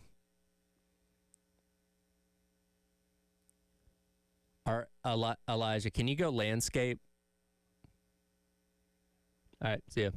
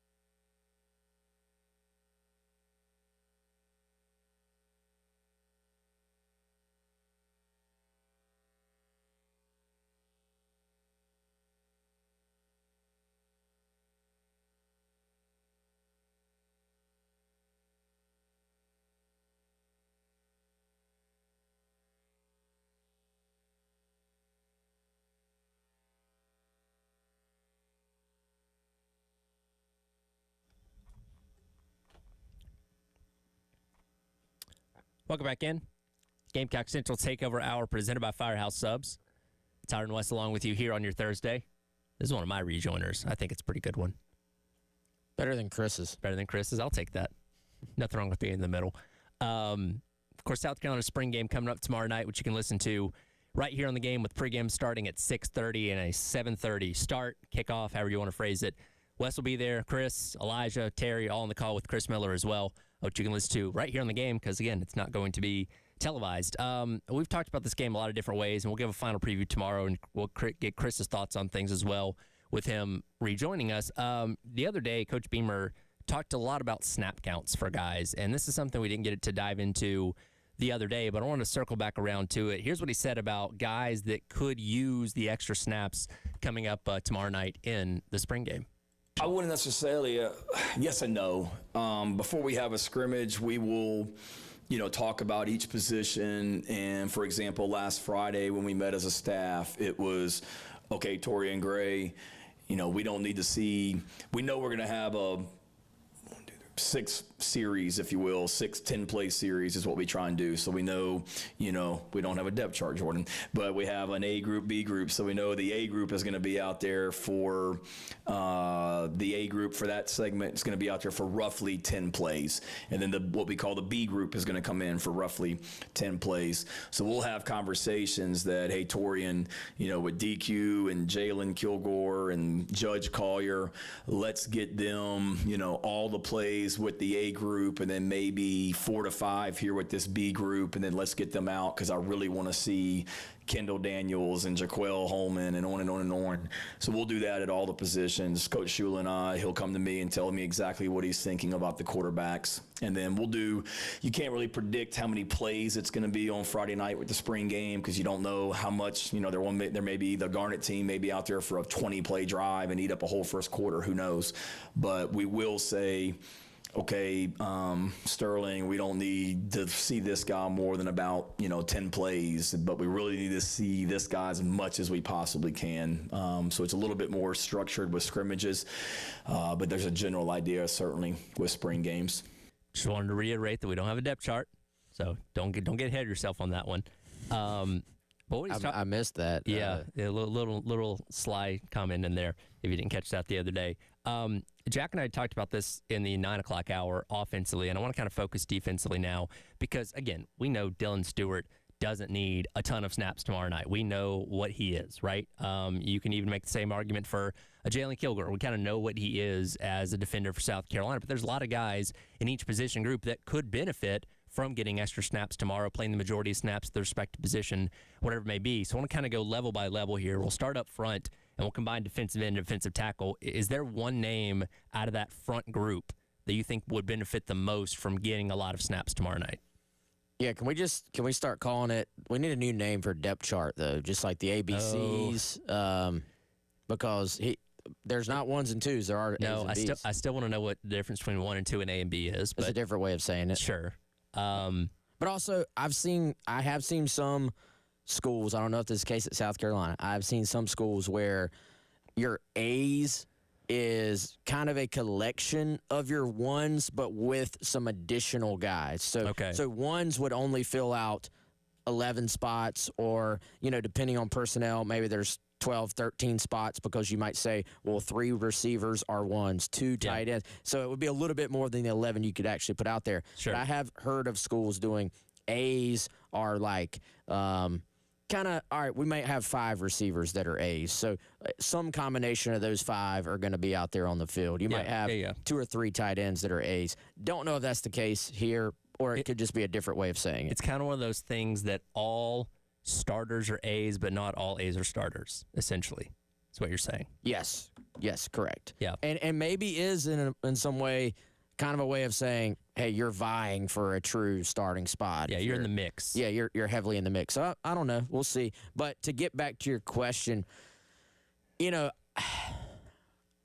think for the defensive line, obviously it's not a Dylan, it's not a Brian Thomas. I look at a Dez Umeozulu on the edge, and even though he's not a younger guy, I'd maybe say a Brownlow Dindy inside at defensive tackle, and that'll maybe be my pick for the entire defensive line because, this is a guy that we talked about it when he signed with South Carolina, 5-star guy out of high school. We know how well Texas A&M recruits on the defensive line, especially interior, really throughout the defensive line, actually. And it never quite clicked there, but there have been signs that it has been starting to click here at South Carolina. So can he maybe carry some of that momentum over into the offseason with a big day? And, I think that's kind of fascinating. You have, on the line of scrimmage, you have a bunch of new guys on the interior. Yep. On the defensive side, you have a bunch of new guys on the interior on the offensive side. So who wins that battle up front in this game could be something to talk about. And which side are we overreacting about come Monday, like, oh man, that defensive line looked great, but man, the offensive line looked terrible, or vice versa, because you can't have both, right? Well, one is going to look better than the other, and we're going to be concerned about whichever one looks bad. Yeah, and we have to do it. Like, we have to break it down. Of course. But spring games they've really showed us in the past that they mean almost next to nothing in terms. Like, how many guys have had spring game breakouts, right? Then they don't even play the next season. It does happen, but it's still worth talking about. So as a move to the linebacker, again, much like the defensive front, it's kind of gutted, and you're replacing pretty much everybody. The names that we've heard the most that kind of seem to be making up the middle of that defense are J.R. Johnson, Fred Johnson, whatever you want to call him, Sean Murphy, and our guy J.O. Okoronkwo. I've said it enough times. I think I've got it down now. It was close. But plenty of guys in the mix. You bring up Jaron Willis the other day. A lot of freshmen that are coming in pretty highly touted as well. I think this might be one of the hardest groups to figure out who could benefit the most from extra snaps. You'd probably say like a J.R. Johnson, because, again, he got a few snaps last year, but he was behind three guys that never really left the field a whole lot of season ago. So how does he do getting more snaps and kind of trying to establish himself in that role? But the same thing can be said for Murphy and Okoronkwo, because similar to J.R. Johnson, they were at other schools. They didn't get a ton of playing time. Yeah, I think you could make a case for all those guys. I would lean to JR just because I feel like as the returning guy in this group and the one that's kind of, frankly, been circled for a long time as could this be the next star linebacker in this group, he's got the most, I don't want to say pressure on him, but there's the most need for him to kind of be ready to be that guy. And that's a lot for a true sophomore. You know, it's not easy to just step in and go be the guy, especially when you didn't play a ton last year. I thought it was an honest assessment, but an interesting assessment where Clayton White said, look, we know what JR is athletically, and that's not in dispute at all, but what's the next step for him? He needs to have a great offseason and kind of just turning himself into a true linebacker, and that involves, of course, instincts, play recognition, the angles you take on plays, your tackling technique, all those little things that add up to being a great linebacker.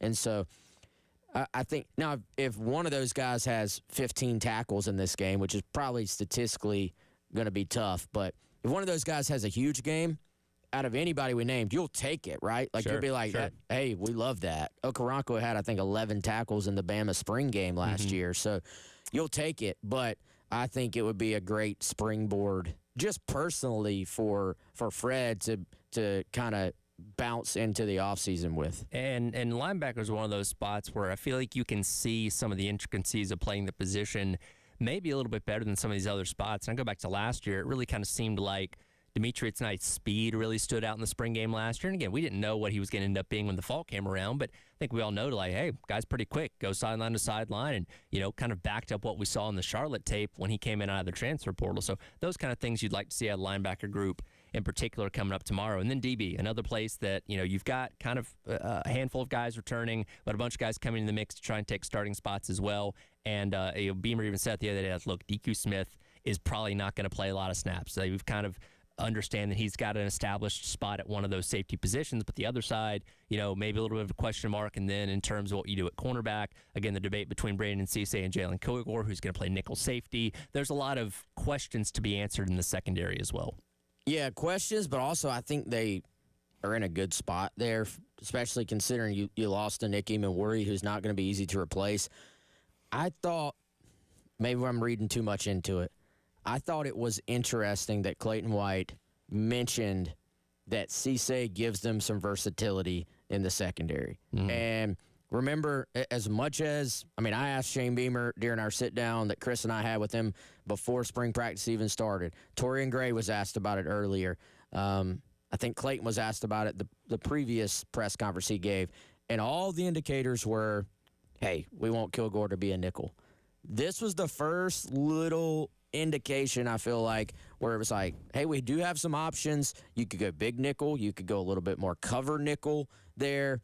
And so Cisse does give you that versatility. And, you know, you've got a lot of guys you're going to be trying to get on the field once Vakari Swain gets back in there as well. It still looks like he's completely on track for that. So my answer in terms of who could go play a lot and that could go a long way for them, I don't know. I'd maybe go Cisse or maybe Peyton Williams just as he fights for that safety spot opposite DQ. Yeah, and it's almost kind of a good problem to have. Again, we kind of go back to the Cisse and Kilgore debate there. It's like you have two guys capable of playing that spot. Who gives you the better option? If it is Cisse, okay, now Jalen Kilgore's kind of taking Nicky Minori's role as a true legitimate safety on the back end of the defense as opposed to coming up, playing coverage, playing run, and all those kind of things. So, again, you could be in a worse situation, so you take that. Yeah, and we like mythical depth charts because they give us some structure. But in the reality, there's really nothing that says this guy has to play that role and play that spot at all times. There's actually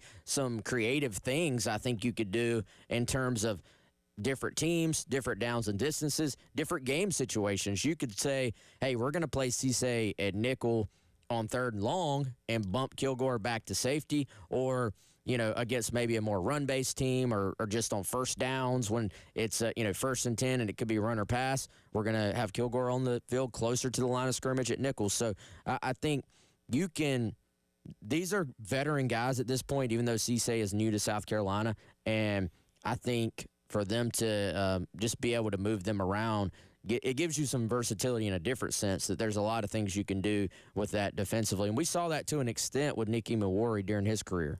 And it's important to note that, and we don't know the rosters of these two drafted teams from last night, but it's likely a case these guys could be playing on opposite sides. So Cisse and Kilgore could be playing on two different teams, which means they both might be playing nickel. They might both be a nickel, so and then we can put them on the fake depth chart. Exactly. So they could be a 1A and 1B at that spot. So, again, it doesn't give us the firm answers on anything, but it's insightful.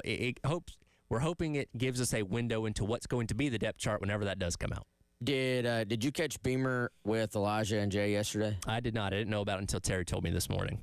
So he was on. I didn't catch all of it either, but he said he was always sort of tweaking the way they do the spring game logistically, just having the draft and stuff like that. And they make look. He's the commissioner. I would like to throw out an idea. Okay. I feel like. And this maybe I'm being selfish, but if we could get the Garnet and the Black rosters a day ahead of time, and then we would be able to talk it up a little bit more like an actual game. And we could kind of give, hey, I like this team because they have that guy. I like that team because they have this guy. And really, maybe hype it up a little bit more and treat it a little bit more in fun, in jest to an extent, but it would get a little bit more coverage of the Garnet versus the Black as opposed to, hey, this is a practice. And I'm hoping that tomorrow night's game being on a Friday, we will get the depth chart hopefully by the time we're doing the show tomorrow, so we can do just that. So, Coach, if you're listening, he's at the RBC. We're not going to get a depth chart. We're not going to get a depth chart, but a roster of the two teams. So, again, we can kind of play it up for what it is and kind of analyze the battles of guys going head-to-head. So, Coach, if you're listening. Last year, it came out right before the game. Okay. I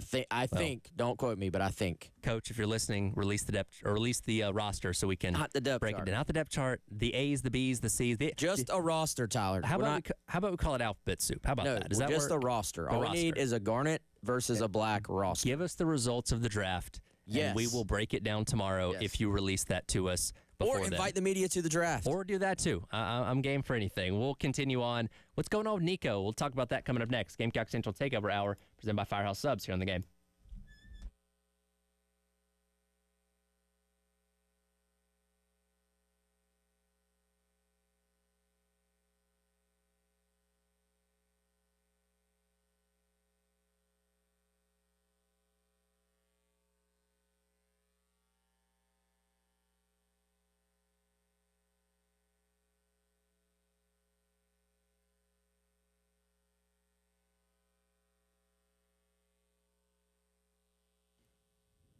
Almost lunchtime, or maybe it is lunchtime for you. Hit up our friends at Firehouse Subs, our presenting sponsor here on the GC Takeover Hour. FirehouseSubs.com, or do what we do, get the Firehouse Subs app. Hit the Rapid Rescue to go.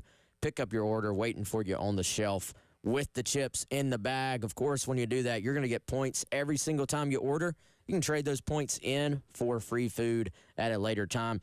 If you want to try something new, they've got 2 new options with the hook and ladder. They've partnered with Hot Ones to introduce the zesty garlic hook and ladder and the spicy dill hook and ladder. The zest, I can't handle the heat, just to be completely honest, so the zesty garlic is my favorite. It's got garlic Fresno hot sauce, crispy garlic chips, marinated onions for a milder heat. Of course, the hotter one, it's a 10 on their scale, it has the Last Dab pickle, which marinated in Reaper hot sauce. So whether you want the mild one or the hotter one, try it today at firehousesubs.com.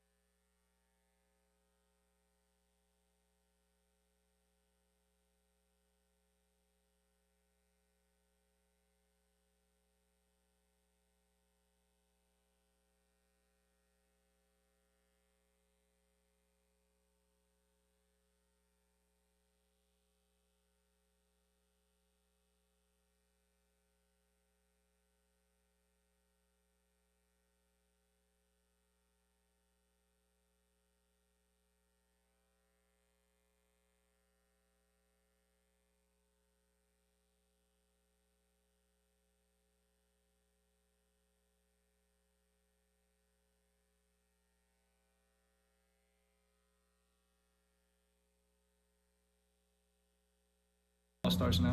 What part of your game are you most confident in heading into this spring?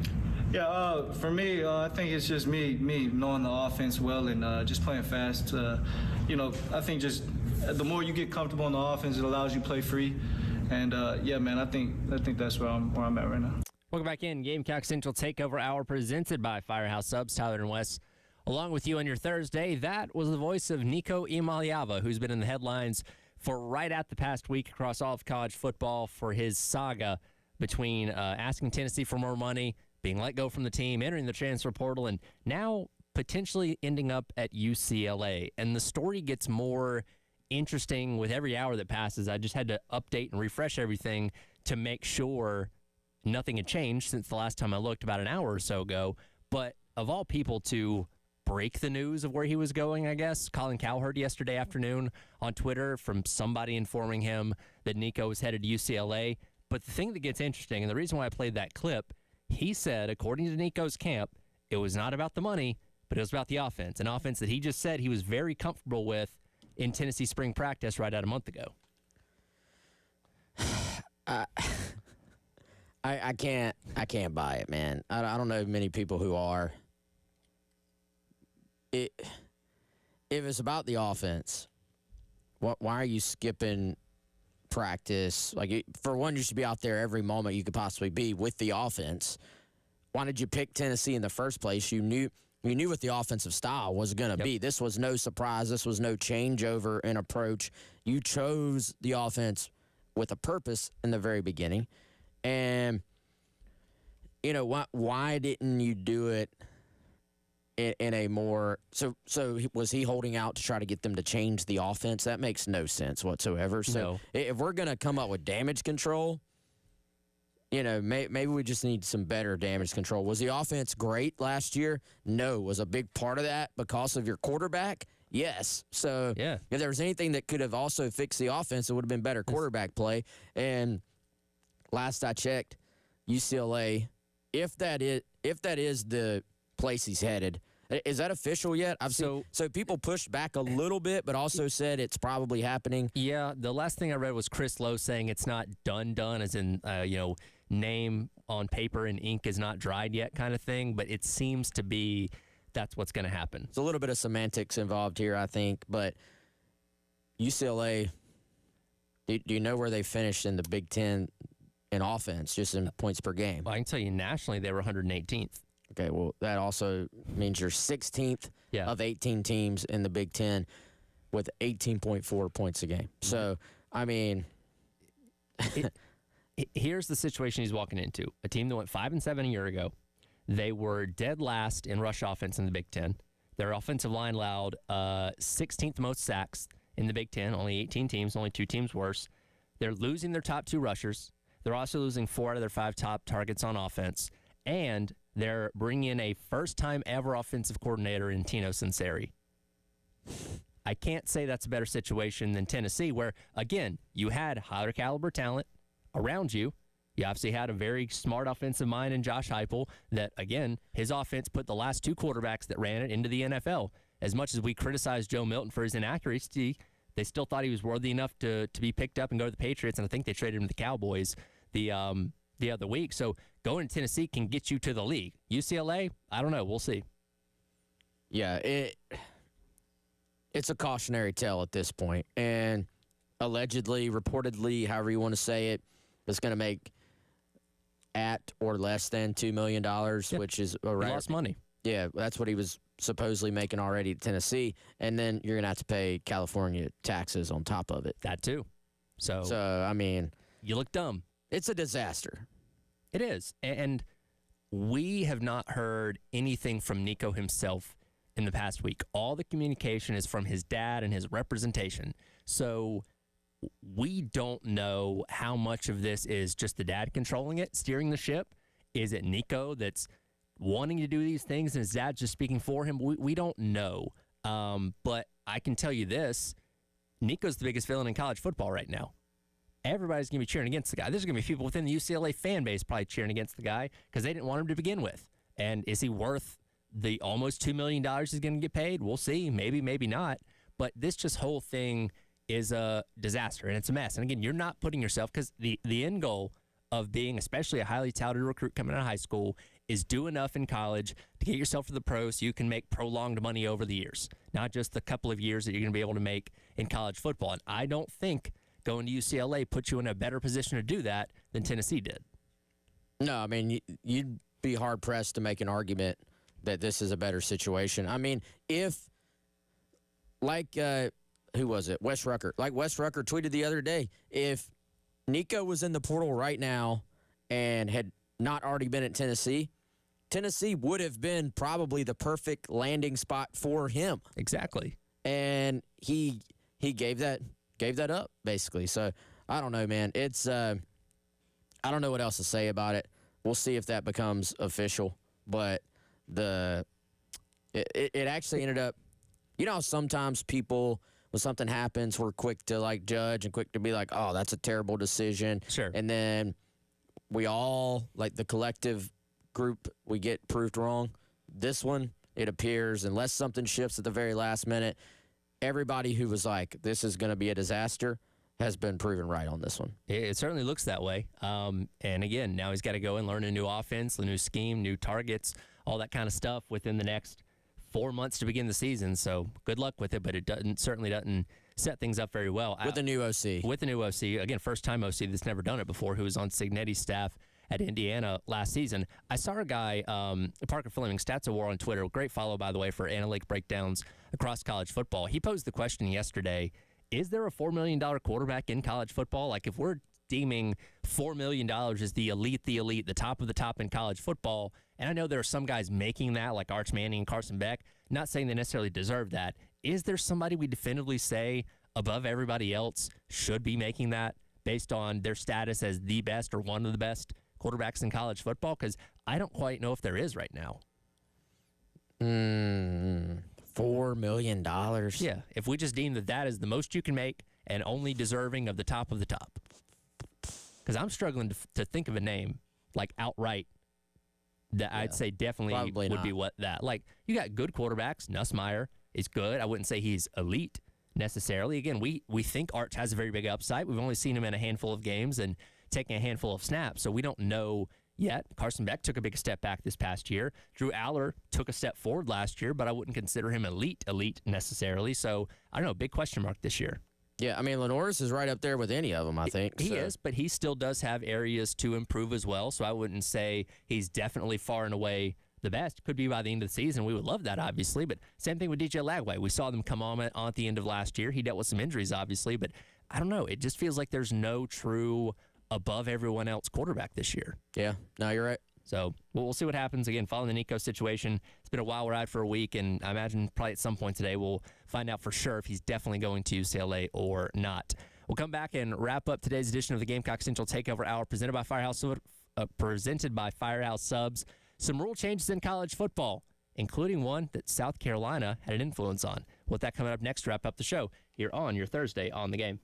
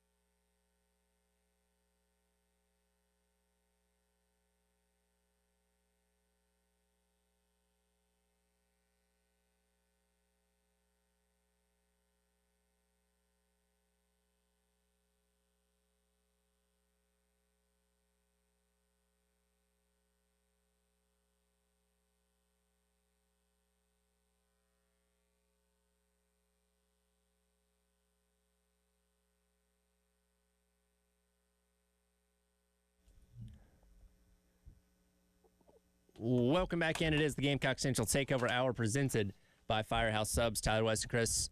Not Chris. Chris will be back tomorrow. I get used to saying that. It's okay. He'll be back tomorrow to give his thoughts on the spring game ahead of tomorrow night. Before we get into rule changes in college football, putting kind of a bow on the Nico thing, you sent me something earlier that I think can show you the absurdity and seriousness of just how crazy and fanatic we can be when it comes to college football. You want me to tell them about it? Yes, please. I wish you'd give me a heads up on that. Well, you're the one that sent it to me. That was hours ago, Tyler. Who knows what has happened? That was like an hour and a half ago. So time flies, man. This is from a East Tennessee pastor. Not going to preach to y'all. This is from an East Tennessee pastor, Josh Sullivan, who was rescued from a kidnapping in South Africa during a shootout Tuesday night. And allegedly, one of the first things he said after being rescued was that he was upset about learning about Nico. So it just means more. It does. It truly does. That is football fandom. That is our people, is what that is. That is who that is. That is our people. Exactly is. Yeah, the Church of Southeast College Football. Yeah, basically. Basically so. I've always said that SEC football is a religion down here, and well, there you go.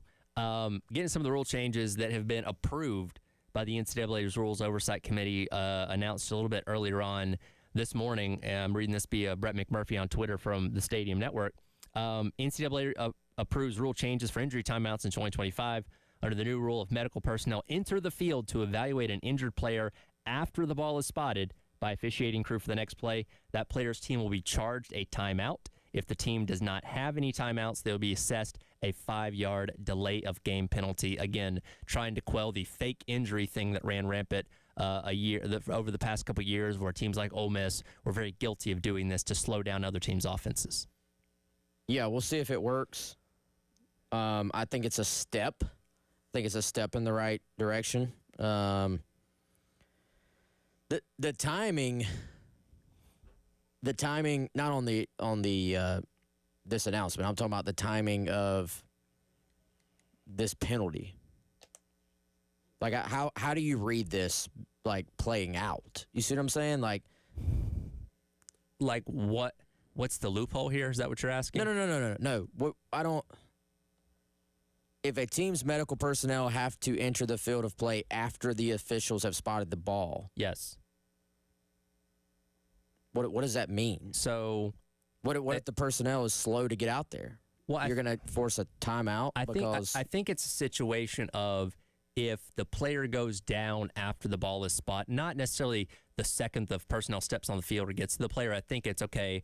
Offense gains 20 yards, ball gets spotted for the next play, and suddenly defensive lineman falls on the ground. Like, I think it's those kind of things that, and again, this is not going to fix it all. There's going to be a lot of issues with this because there's issues with every single rule change that happens in college football. But I think that's what they're trying to address is like, okay, the ball's spotted now, which I guess theoretically you just go down before the ball gets spotted if you want to slow it down. If there's a big play and you're trying to stop momentum from your opponent. Oh, they gained 20 yards. I'm just going to stay on the ground. Yeah. This doesn't stop that at all. Yeah, and again, with every rule, there's a way around it. So, boom, there's your way around it, and they'll have to figure out some way to police that at some point down the line as well. And I mentioned South Carolina seemingly have a direct influence on this rule change because in 2025, if a player on a kickoff return makes the T signal with their arms during the kick, the team gives up the right to return the kick, and the play will be whistled dead. So officially, doing the T-bar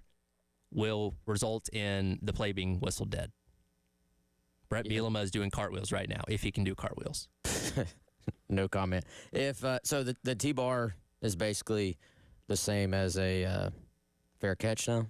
Yeah, and a lot of teams did treat it that way almost. Like, hey, I'm not returning it. And again, the T-bar was supposed to be to your team. Your team, and Bielema's stance on it at the Citrus Bowl, which led to the controversy there, was, and I never thought of it this way, apparently you're also signaling to the other team that they don't have to go hard down the field because you're not returning it. I don't buy that. That was kind of warping his own narrative there, but he got his wish. And now if you do the T-bar, you cannot return it and try and attempt to fake like South Carolina did in the bowl game for quote-unquote safety reasons. Yeah. I still just go back to the fact that that would have been the most epic play of all time because it almost hit. If you go back and look, there was maybe a missed block here. I wonder if some guys on Carolina's side eased up because of the T-bar. Maybe. I know it's part of the play, but sure. Or if you ease up to give the implication to the other team that, hey, we're not returning this, just so they ease up too. And look, I appreciate the innovation. I don't have a problem with the tush push. I don't have a problem with trick plays that kind of find the gray area of the rule book. And I wish Carolina would have returned it for a touchdown. That would have been great. But again, Bielema gets his wish, and we'll see if anybody can find a way to manipulate around this too. Because again, with every rule change, there's unintended consequences, and I imagine, especially with the fake injury thing, somebody's going to exploit that to some degree, and maybe they can find a way around the T-bar as well. Yeah, I mean, I'm okay with the rule changes though. On the surface, you're doing something. They're making efforts. Sure. I still think the injury thing needs something more, but we'll see. It's a good step, I think.